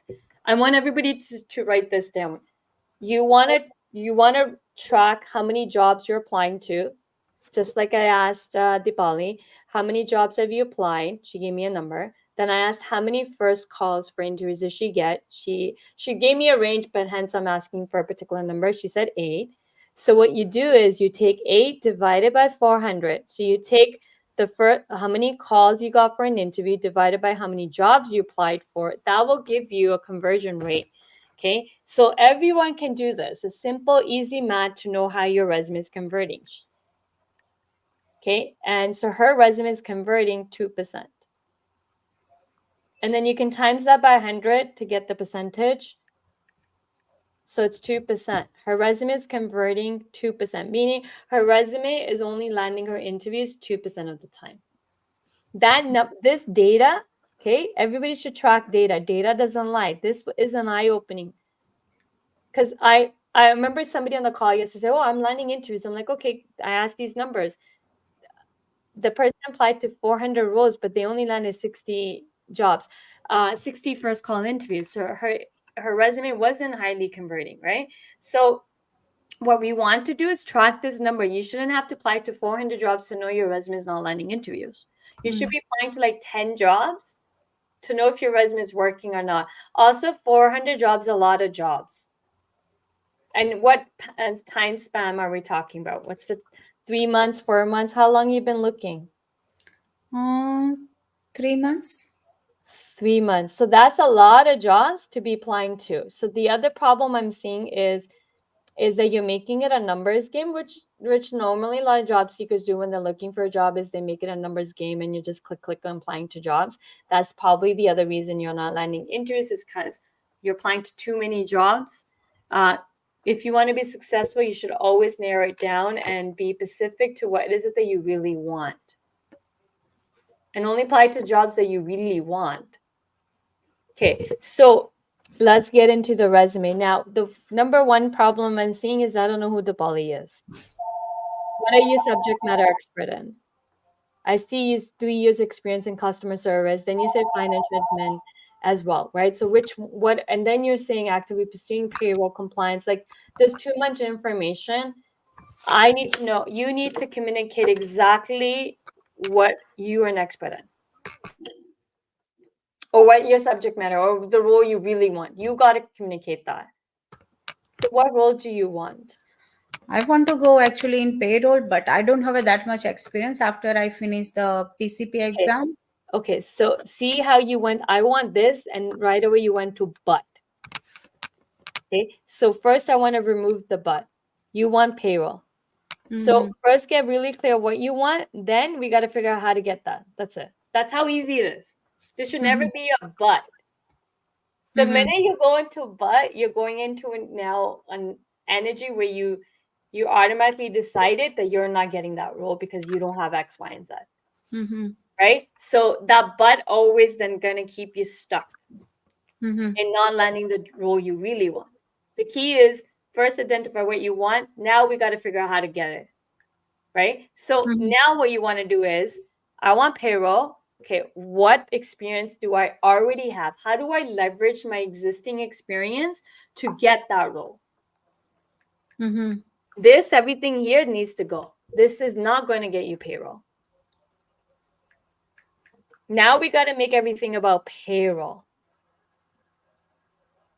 So remove customer service, financial admin. Okay, I'm okay with that because that's numbers and that's going to help you get the payroll. But everything that's not payroll related needs to go. Where have you done anything related to payroll? Okay, so first thing, summaries got to go. If we don't want summaries, we got to make this. That's why I said like 400. When the minute someone's telling me they applied to 400 job, I already know what the problem is. You're just applying to every job that you think you can do. That's never going to get you fast results. It's been 3 months. You could have easily landed a job in 3 months and already be employed. The reason you haven't landed a job because you're applying to all the jobs. I'm pretty sure you're applying to customer service, financial, finance admin, every job that you have experience doing, you're applying to, right? Yes, because I need to survive as well, right?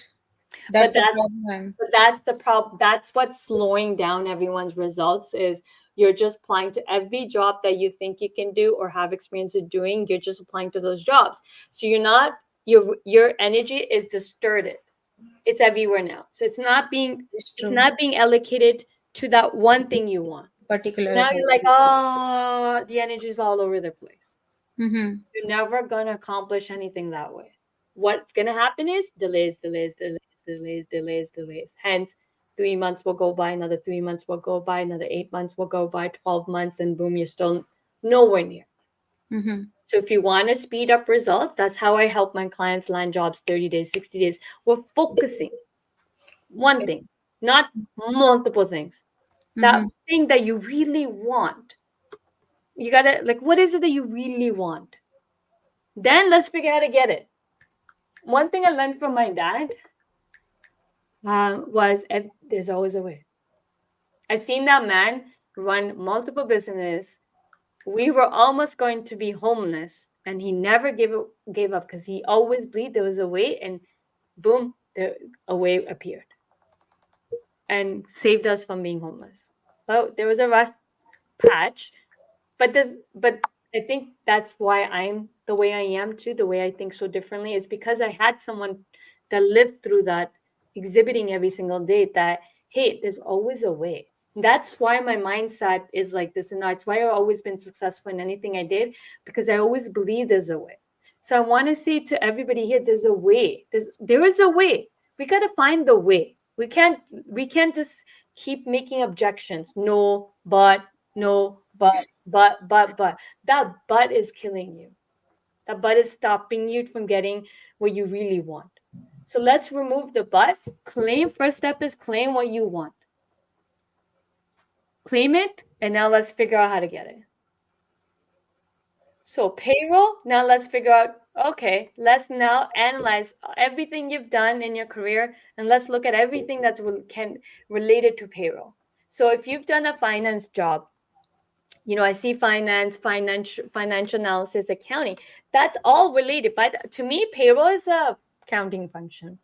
Some companies, payroll comes under HR, and some companies, payroll comes under accounting. To me, I believe payroll is accounting. So now we got to make this entire thing about that. So remove customer, remove all that. So I want to give you homework to do to make this resume better, but I would also love to invite you into my resume workshop, because that workshop is going to help you write a resume for payroll. Okay. Because this is not going to get you payroll. But I want you to jumpstart before my workshop. I want you to sit there and write down everything you've done that's finance related. Anything about finance and accounting, write it down. Okay. Okay. And then we can figure out how to leverage that in getting you into payroll. Because payroll is numbers. Payroll is accounting. Okay. Yeah. Okay. Okay. Okay, now I got everybody on the line here. Let's see who's next. Okay, now I don't know who to pick because I got so many options here.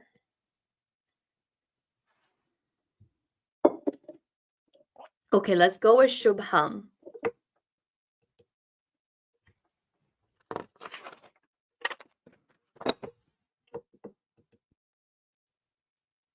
Hello? Shubham? Yeah, hello. Am I audible to you? Yes. How are you? I'm good. How are you doing? I'm great, thank you. Okay. Oh, can you please kindly make the resume readable? Like zoom in? Yeah, sure.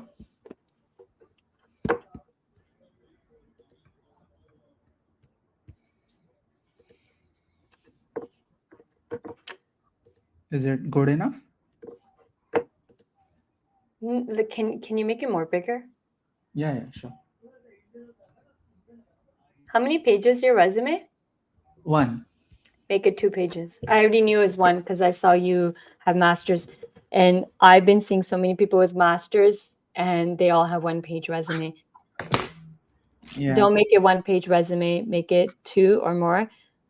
Definitely 2. How many jobs have you applied with this resume? Around 80. Around 80. Out of the Yeah. 80, how many first calls did you land? First call interviews? 2. 2.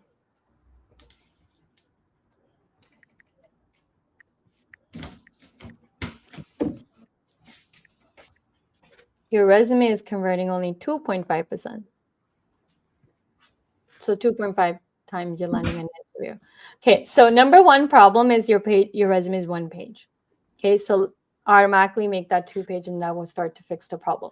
Number two thing is don't ever lead with education. You're way more than your education. Okay, education should be on the last page.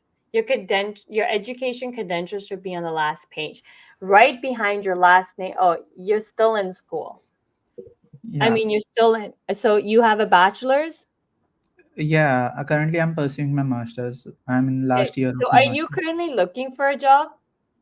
Yeah, for internships and co-ops mean. Okay, so first make this 2 pages. Second thing is don't lead with education.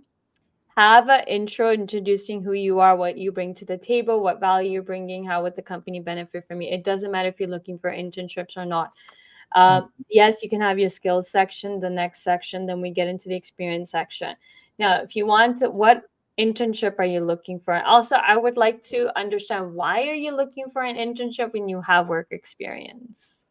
Actually, we have a co-op cycle in our university, and it's highly recommended that we have the springtime It's highly internship. recommended, but is it is it No, no, if it's you not don't necessary. do it, so then don't. I don't know. I just don't.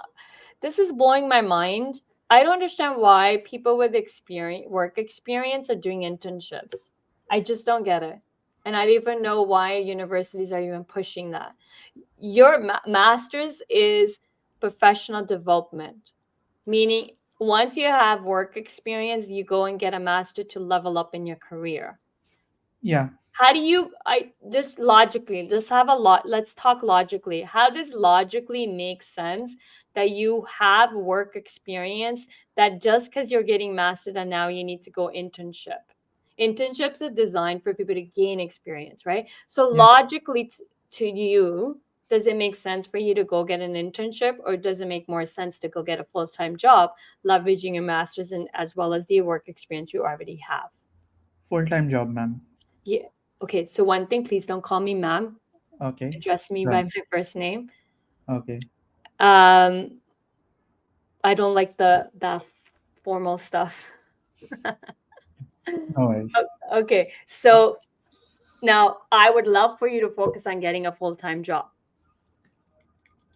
Yeah. But let me track back now. What job do you want? So I'm looking for positions like solutions architect, cloud engineer, or software development Okay, that's too engineer. many jobs. Let's niche focus. What do you really want? Solutions You're doing a architect. master's for one thing, right? Like you're not doing it to get jobs in all these different things that you can get a job. Yeah. You have an experience for a 1 year. I see. How many years experience you have working? I see at Uh, least 1 year because you were a robotic process automation. So what prior to that you were a data engineer from December 2021, right? yeah. So for December 21 to August 23, that's roughly, let's go with a year and a half. Yeah. Roughly, right? And Yeah. then how long is your master's? Can you scroll up now?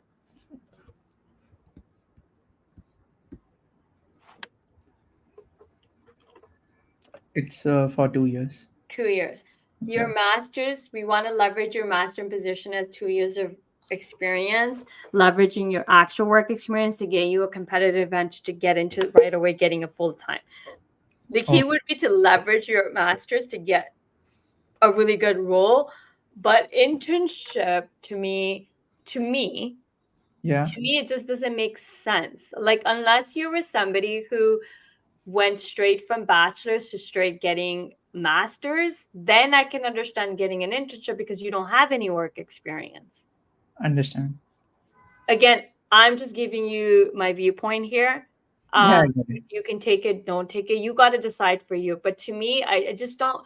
To me, I don't know why so many people are getting internships when they actually have a work experience. You're okay. You only have 1 year and year, let's year and a half.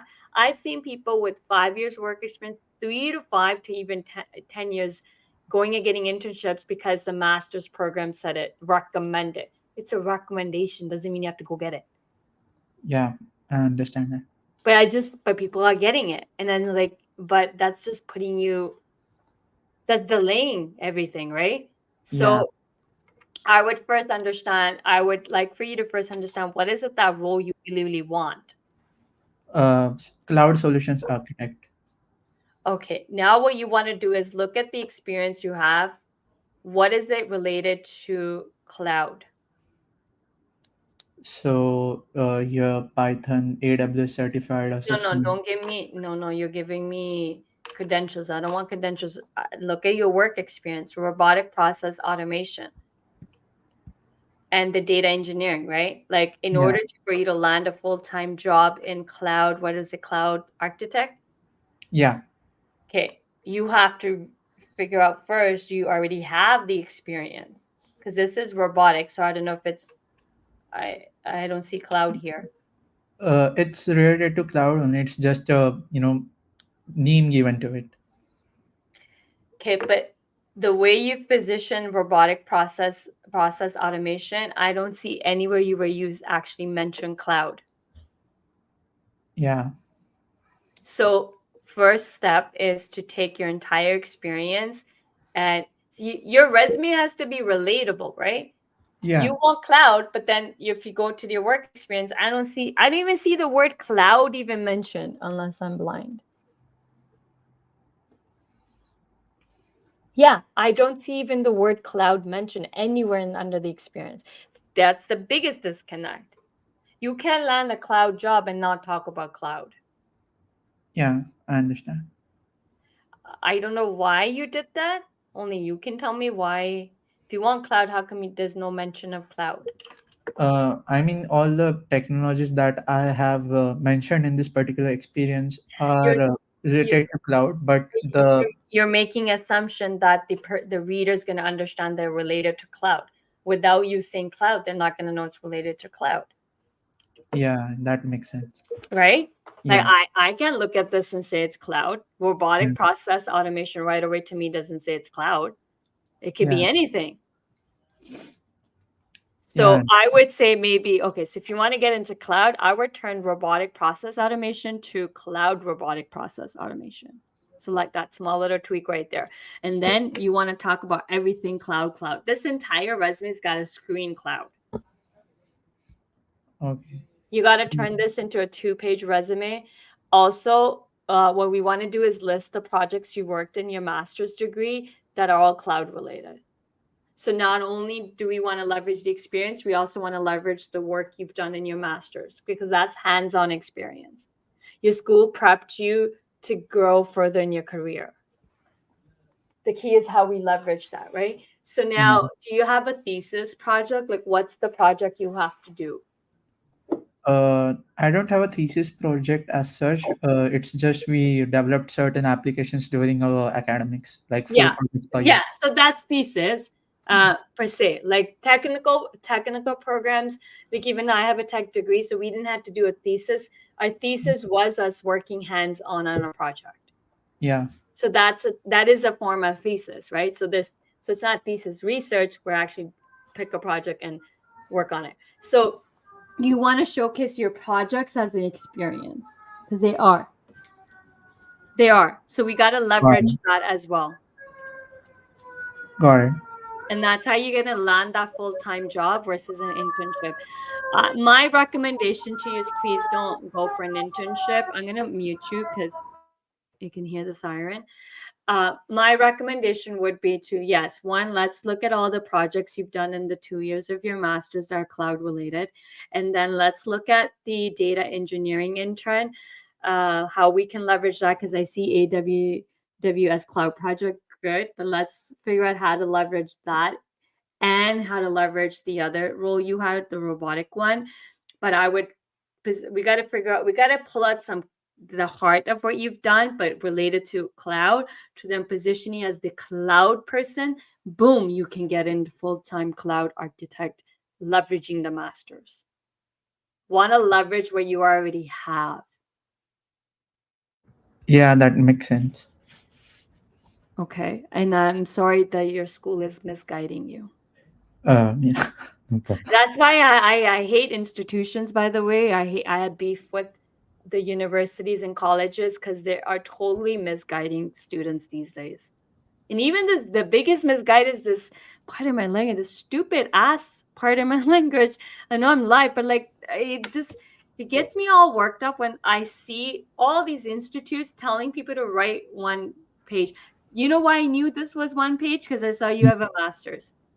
Yeah. Every person's resume that's one page that has crossed my eyes, they were all masters. Now, boom, I see it. That's why I asked, hey, this is one page. You said yes. Before I reviewed anyone's resumes, obviously I didn't know there was a lot of people who are writing one-page resumes are people who have master's degree or in the master's degree program. I can guarantee your university told you to write a one-page resume, right? Yeah. They definitely do. Yeah. Wrong advice. I don't know why people are taking. I'm not trying to knock anyone down, but a lot of these universities, none of these people actually work in the real world. Got it. Whoever told you to write a one-page resume, what's their credentials? Where are they working? In the university, right? Yeah. They're not working in the corporate world, are they? No. So how can somebody? So let's have a conversation, everybody. How can somebody who only their entire work experience is working in the university tell you about corporate world? They have no experience working in the corporate world. A lot of people who work in the education institutes don't have any work experience in the corporate world. Same thing with those that are in Canada that go to employment centers. If you look at people who are working employment centers called job help or job consultants or employment consultants, and you're going and getting free help for it, technically it's not free because it's being paid by taxpayers' money. What credentials do they have? If you actually review their resumes or go on their LinkedIn profile and you'll see that they've never, 9 out of 10, they've never worked in the corporate world. Yeah. If you never worked in the corporate world, how can you give advice on it? If you've never recruited, how can you give advice on something you have no experience doing? I have 20 years of experience in what I do. Yeah. Reviewing resumes, screening candidates, interviewing candidates, building interview processes, building recruitment process, hiring process. I have 20 years of doing this work. To me, it just blows my mind that how many people are blindly taking advice because I get it. It's your university. You trust them. Yep. But that doesn't mean the person who's giving you advice from that university has actual credentials to give that advice. When I say credential, I mean experience. If Makes they've sense. never worked in the corporate world, please don't take their advice. Yeah. I'm sorry that you're being misguided. No problem. Luckily, you are here. Yeah. My advice to you and everybody who's in a master's program, my sister did master's. She didn't go do an internship. She went and figured out how to get the next role and bump her salary. She did have to leave her current job because her current place wasn't going to bump her that much. So a lot of people she talked to told her, hey, listen, leave the company and then go get another job. And then if you really want to come back, then they'll pay you what you want afterwards once you leave. There's a lot of red tapes internally too. A lot of red tapes and a lot of politics, even internally. A lot of times, if you want a big salary jump, you do have to leave the company you're working with. Yeah. Okay, so hope that helps. I would tell you to join my workshop that I'm doing. I'm gonna, oh my God, it's 3:00. Okay, I don't have luxury of time right now. My key advice to everybody is, even if I didn't review your resume, me pointing out mistakes on other people's resume is going to help you identify what you're doing wrong in your resume. What I'm going to tell everybody is you need to learn how to write a resume. You have to learn how to write a resume. You have to learn how to communicate in a way that lands you interviews. How to write a resume that speaks to the reader, gets them excited, gets to want to call you for an interview. Writing a resume is the number one skill needed if you want to land interviews. Number 2 skill need is effective communication. Verbally written communication is the key. The way you're writing your resume, I can guarantee you that's how you're communicating in the interviews, and it's never going to get you that job, or it's going to delay it. And thirdly, it's never going to get you high paying salary job that you can actually deserve to get, and actually you can actually get. Sadly, we've been brainwashed to think all we need is credentials and degrees and certifications and designation that automatically is grilled in our brains to get all these credentials that, oh, hey, we'll land a high paying salary job. But where all these institutes are failing is that they don't teach you how to land that job, how to sell, how to write a resume. See, this individual is writing a resume one page because the university told him to write it one page and can't even land a job with it. So your universities and institutes, sadly, are not equipped with the expertise that actually work in the real world.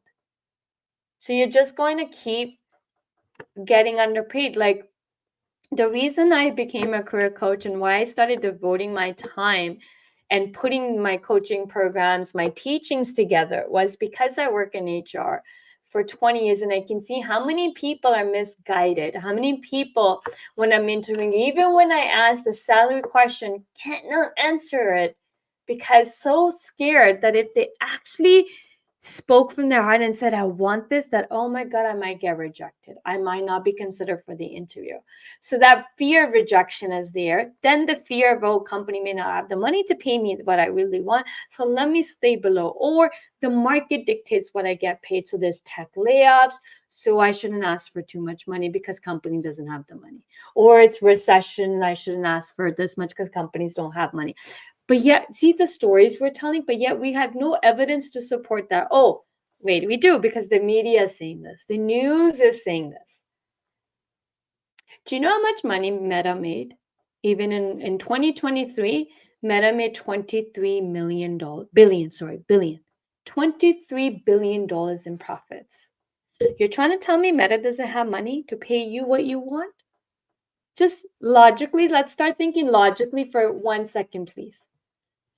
Go look at how much money Meta's made in profit, how much money Amazon made in profits, how much money Apple's making in profits. You got to start paying attention to the money, profits. How much money is companies making in profits? How much money they're making in profits mean how much money is sitting in their bank account. Because profits is after they pay their expenses. So sales, revenues, which is revenues minus expenses is profit. That's how much profit the company is putting in their pocket. So pocket also means money sitting in their bank account. So every year, if you start, tracking the money trail, let the money speak.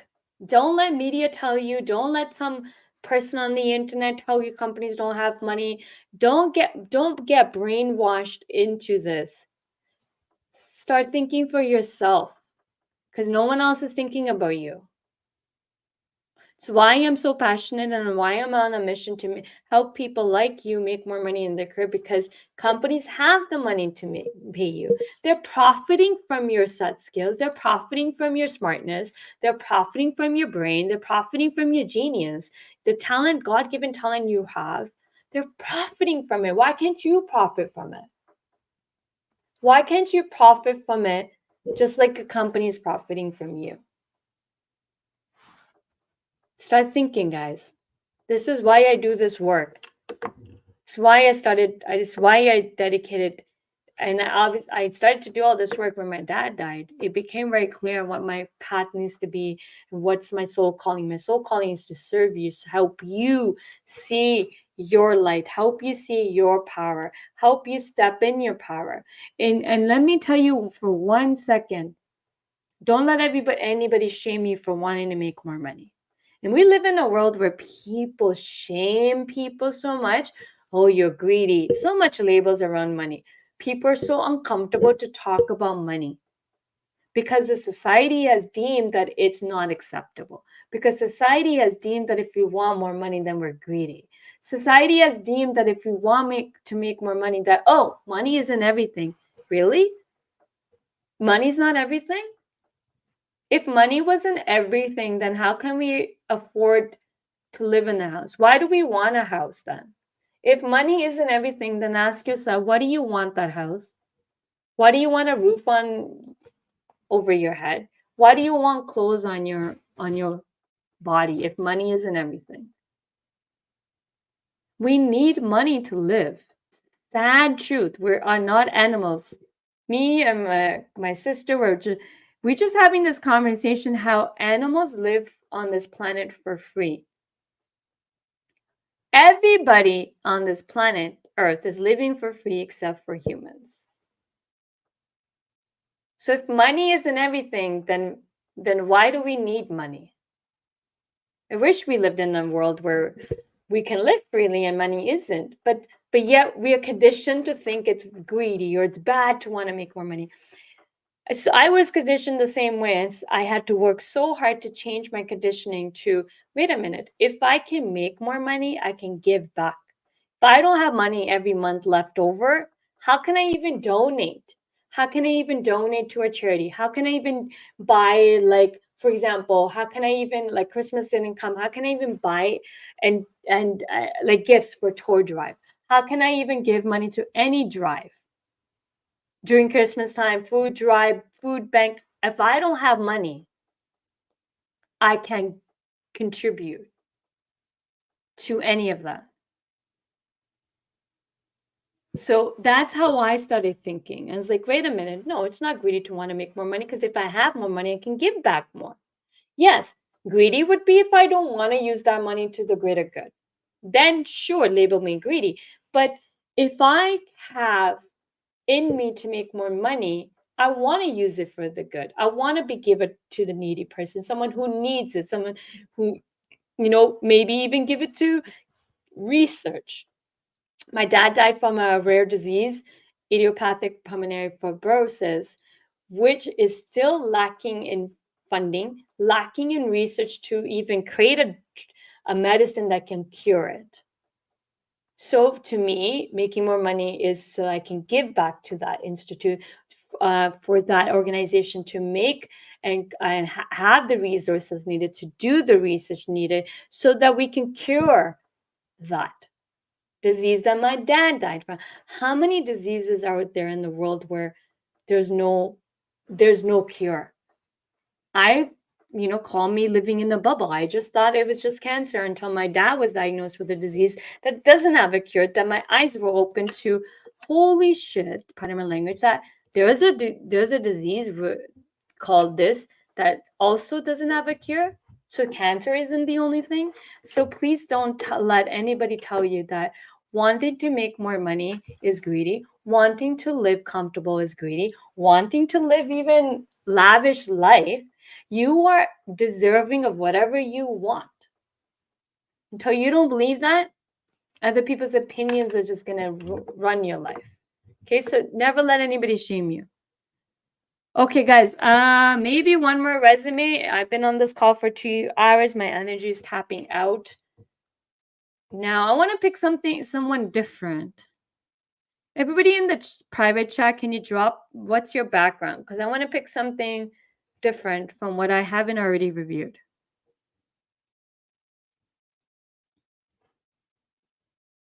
Oh, marketing. Okay, I'm going to pick marketing. Richa.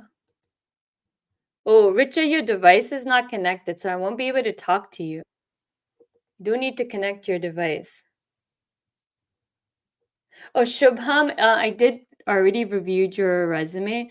So if you can, you can stay because I'm only reviewing one more. Richa, your device is not connected, so I want to talk to you because I need some information.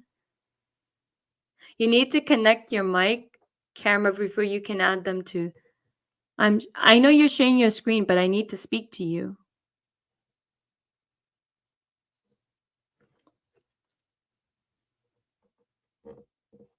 You need to connect your device, Richa, because yes, you're sharing your screen, but you're not. Are you on your phone? If you're on your phone, don't be on a phone. Be on a desktop, because not only do you need to share your screen, you also I need to talk to you. Not on the phone. Okay. I don't know. Your device is not connected, and so hence I can speak to you. How many? Greater Seattle. Okay. Let's try this in the chat. I don't like talking to people in chat. I like to actually have a conversation. This is the last resume, guys, I'm reviewing. I'm not going to be reviewing any more resumes. I've been on this call for 2 hours. I'm already tapped out of energy. So I can't review any more resumes. You can watch the replay. You can look at everybody's resume I did review. There's one from from yesterday as well. And then if both of today's and yesterday's should give you a good understanding of what's wrong with your resume. I would also like to invite everybody for my resume writing workshop that I'm doing next Wednesday, October 30th. It's starting at 3 p.m. It will be a 2-hour workshop where I'm going to teach you how to write an interview-worthy resume, my proven formula that will get you interviews fast. Richa, I don't know, Richa, to be honest, because it keeps saying you're not connected. So I'm assuming you don't have, your mic's not connected and your camera's not connected. So if you're on a computer, does it have a mic? Does it have a camera? I don't know when I'm going to have the next resume review, to be honest. Probably will not be, I don't know, maybe next week. But this is probably would be the last one. Don't call me. Maybe this is the last one. Tomorrow I'm not going to have time. I don't know. I might do one on the weekend. But guess what, guys? You don't really need me to look at your resume to know what's wrong with yours. You can learn from what I'm already reviewing.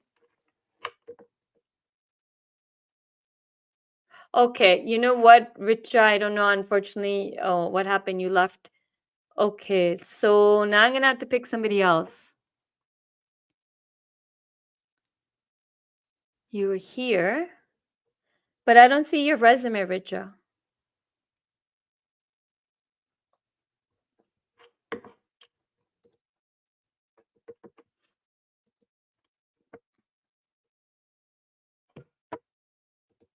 Okay.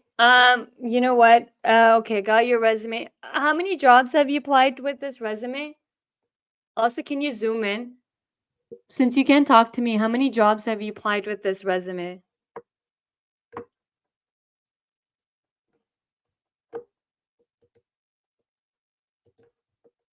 Okay, 10, around 10. How many interviews did you land?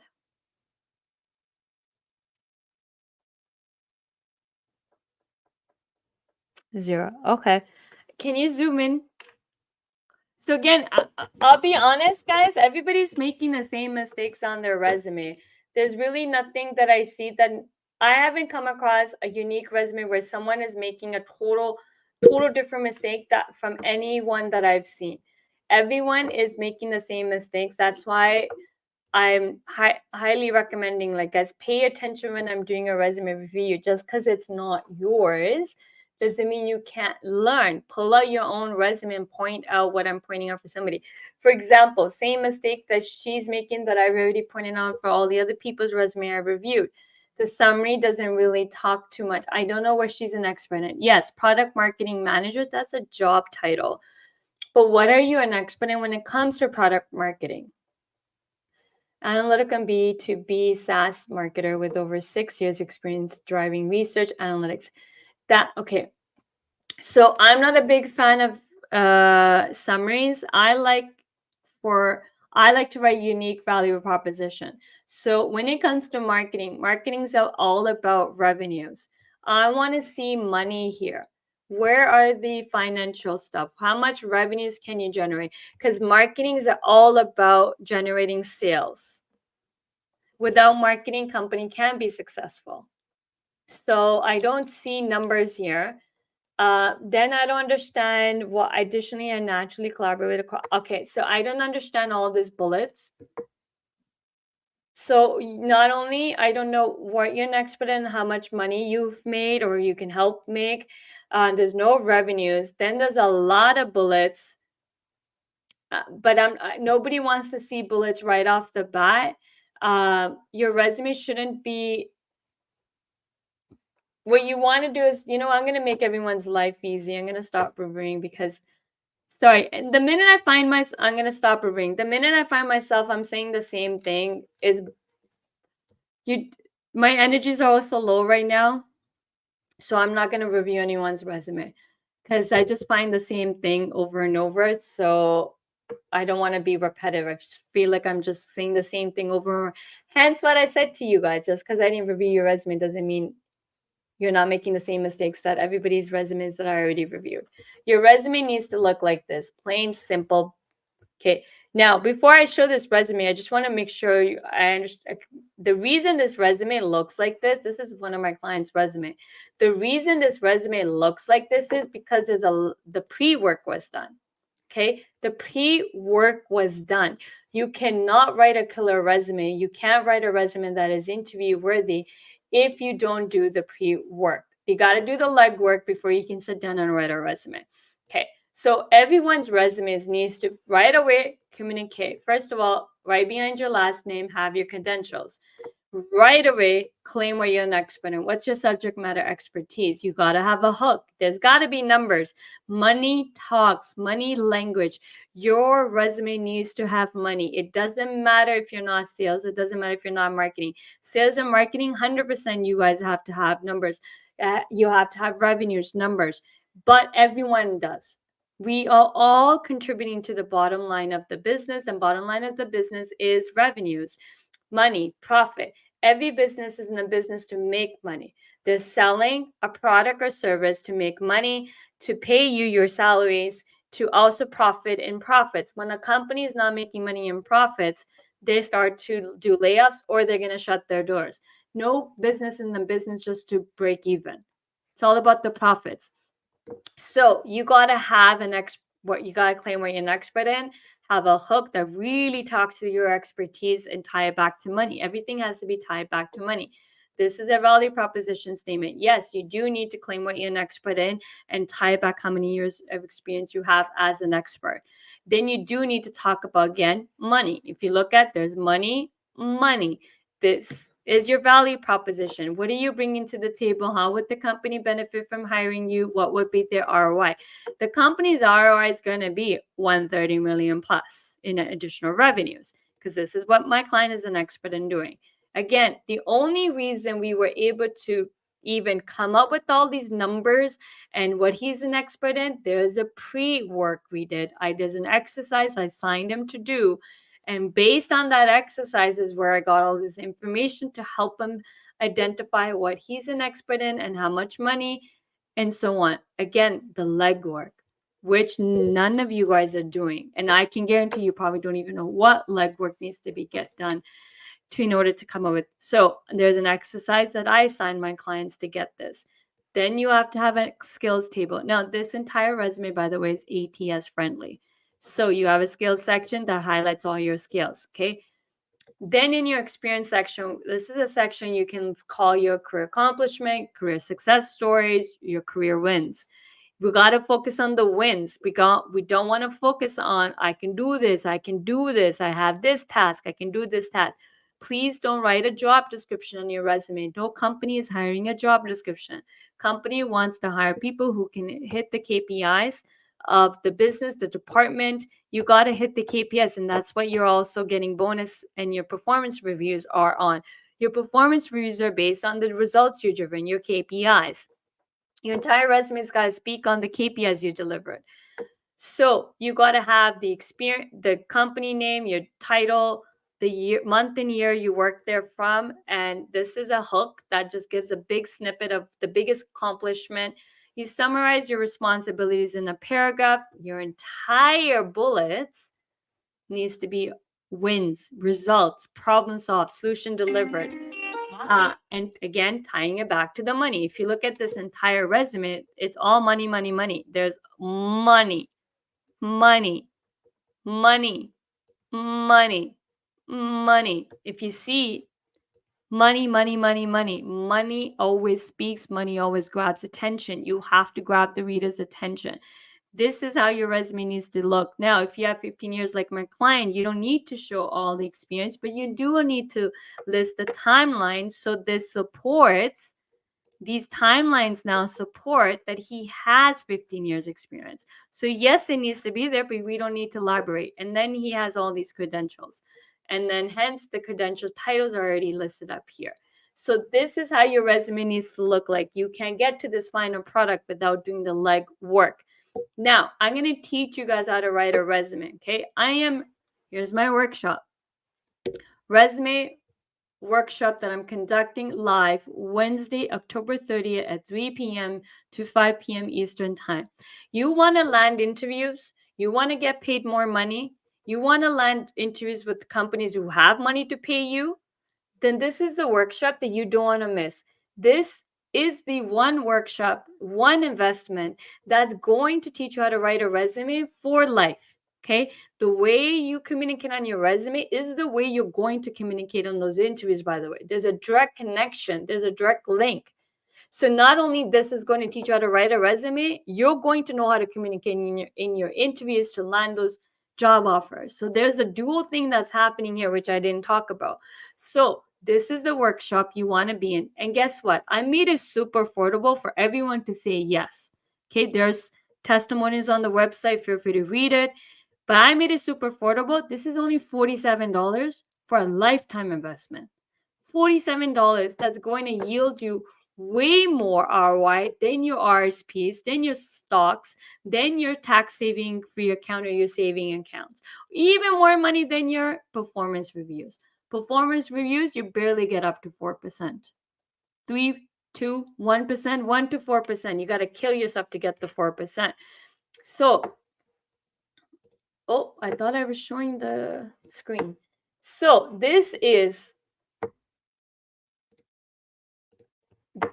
the workshop you want to be in if you want to seriously want to start landing and you don't want to be searching for 3 more months or 6 months or even 8 months. If you're frustrated in your job search, you're already tired of applying to countless jobs, trust me, you know what's going to happen? The more frustrated you are, the more rejections you're facing, it's impacting you this way. And let me walk you through what's happening every time you get rejected. Every time you're facing rejection, your confidence starts to decrease. What happens when your confidence decreasing? You start to not to believe in your ability. You start to then lower your salary because now no one's hiring you. You keep facing rejection, which then has a triple effect. Meaning, not only you're getting a hit on your confidence, you stop to believe in yourself. You start to believe you're not worthy of it. You start to believe that you need to lower your salary. Then you start to believe that you need to take a pay cut and you need to make less money just to get a job.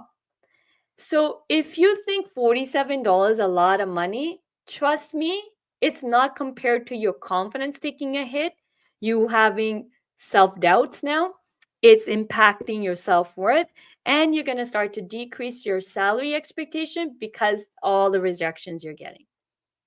Compared to that, $47 is nothing. Okay, the reason I'm saying that is because, trust me, look at where you were starting from, and then every rejection, it is impacting you emotionally, physically, mentally. And it's why you're going to start to decrease your salary expectation after each rejection. Because when you can land interviews, it does impact our confidence. The lower your confidence is, the less you're going to have opportunities to land those interviews. Lower confidence also equals you making less money. So that is going to cost you more money. Forget money, emotionally, mentally, physically. It's costing you. It's impacting your health.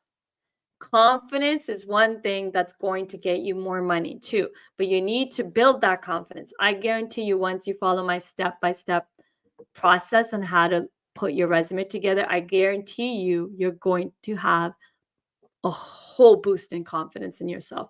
You're going to start believing in yourself. You're going to start to have so much confidence. Plus, you're going to believe and feel worthy of yourself to get more money. You're going to have that boost in confidence that any company would be lucky to have me. But I got to be lucky that I don't just give my power away. I got to make sure that I pick the right company who is worthy of me. Don't just go looking for companies. You got to find a company that's worthy of you. Worthy. Do you believe you are worthy of working at any top-notch companies? Do you believe you are worthy of that job? Do you believe you're worthy to make more money? Because it all comes down to you. Let me help you feel worthy, believe you're worthy, make it happen for you, and make you believe you're worthy of working at any of these big companies or any company you want. And biggest thing, let me help you make you feel worthy of the money you deserve to have without feeling shame or guilt about it. Let me help you help you. Yes, there is a charge for this workshop, but I'm not charging ridiculous amount because I wholeheartedly believe this is one skill that every career professional needs to have. And it's why I made it super affordable, just $47 of your investment. But this investment is going to make you a lot more money. But this $147 is going to stay with you life. The skill I'm going to teach you on how to write a resume is going to be something you use for your entire life. So if you don't think you're worth it, then sadly, yes, don't join the workshop. If you believe you're worthy to learn the skill that's going to help you build your career, successful career, and also land right roles and get in the right roles that align to your true potential, and also make the right amount of money for your expertise, your skill sets, then you need to be in this workshop. Don't let someone dictate that you're just a market rate. You're not. You're way more than a market rate. You should be making more money than the market rate. Okay, so this is my workshop. Sign up for the workshop. You can see the testimonials are there as well. Screenshots are there. There's everything here will tell you exactly what you're getting. There's testimonials from people. This works. I've been doing this work for 20 years. Okay, I'm an expert. I'm not a rookie at this. I've been at this game for 20 years. You can learn from an expert like me, or you can learn from people who are not experts and then just waste your money and not even get the results you want. Okay, so I would love to help you. I would love to work with you. I would love to see you in my workshop because you deserve it. You're worthy of everything you want in your career. Let me guide you to getting there. It would be truly an honor for me to work with you. So if you want this workshop, I'm going to drop it in the comment section. I will guarantee you one thing. This will change your life for the better.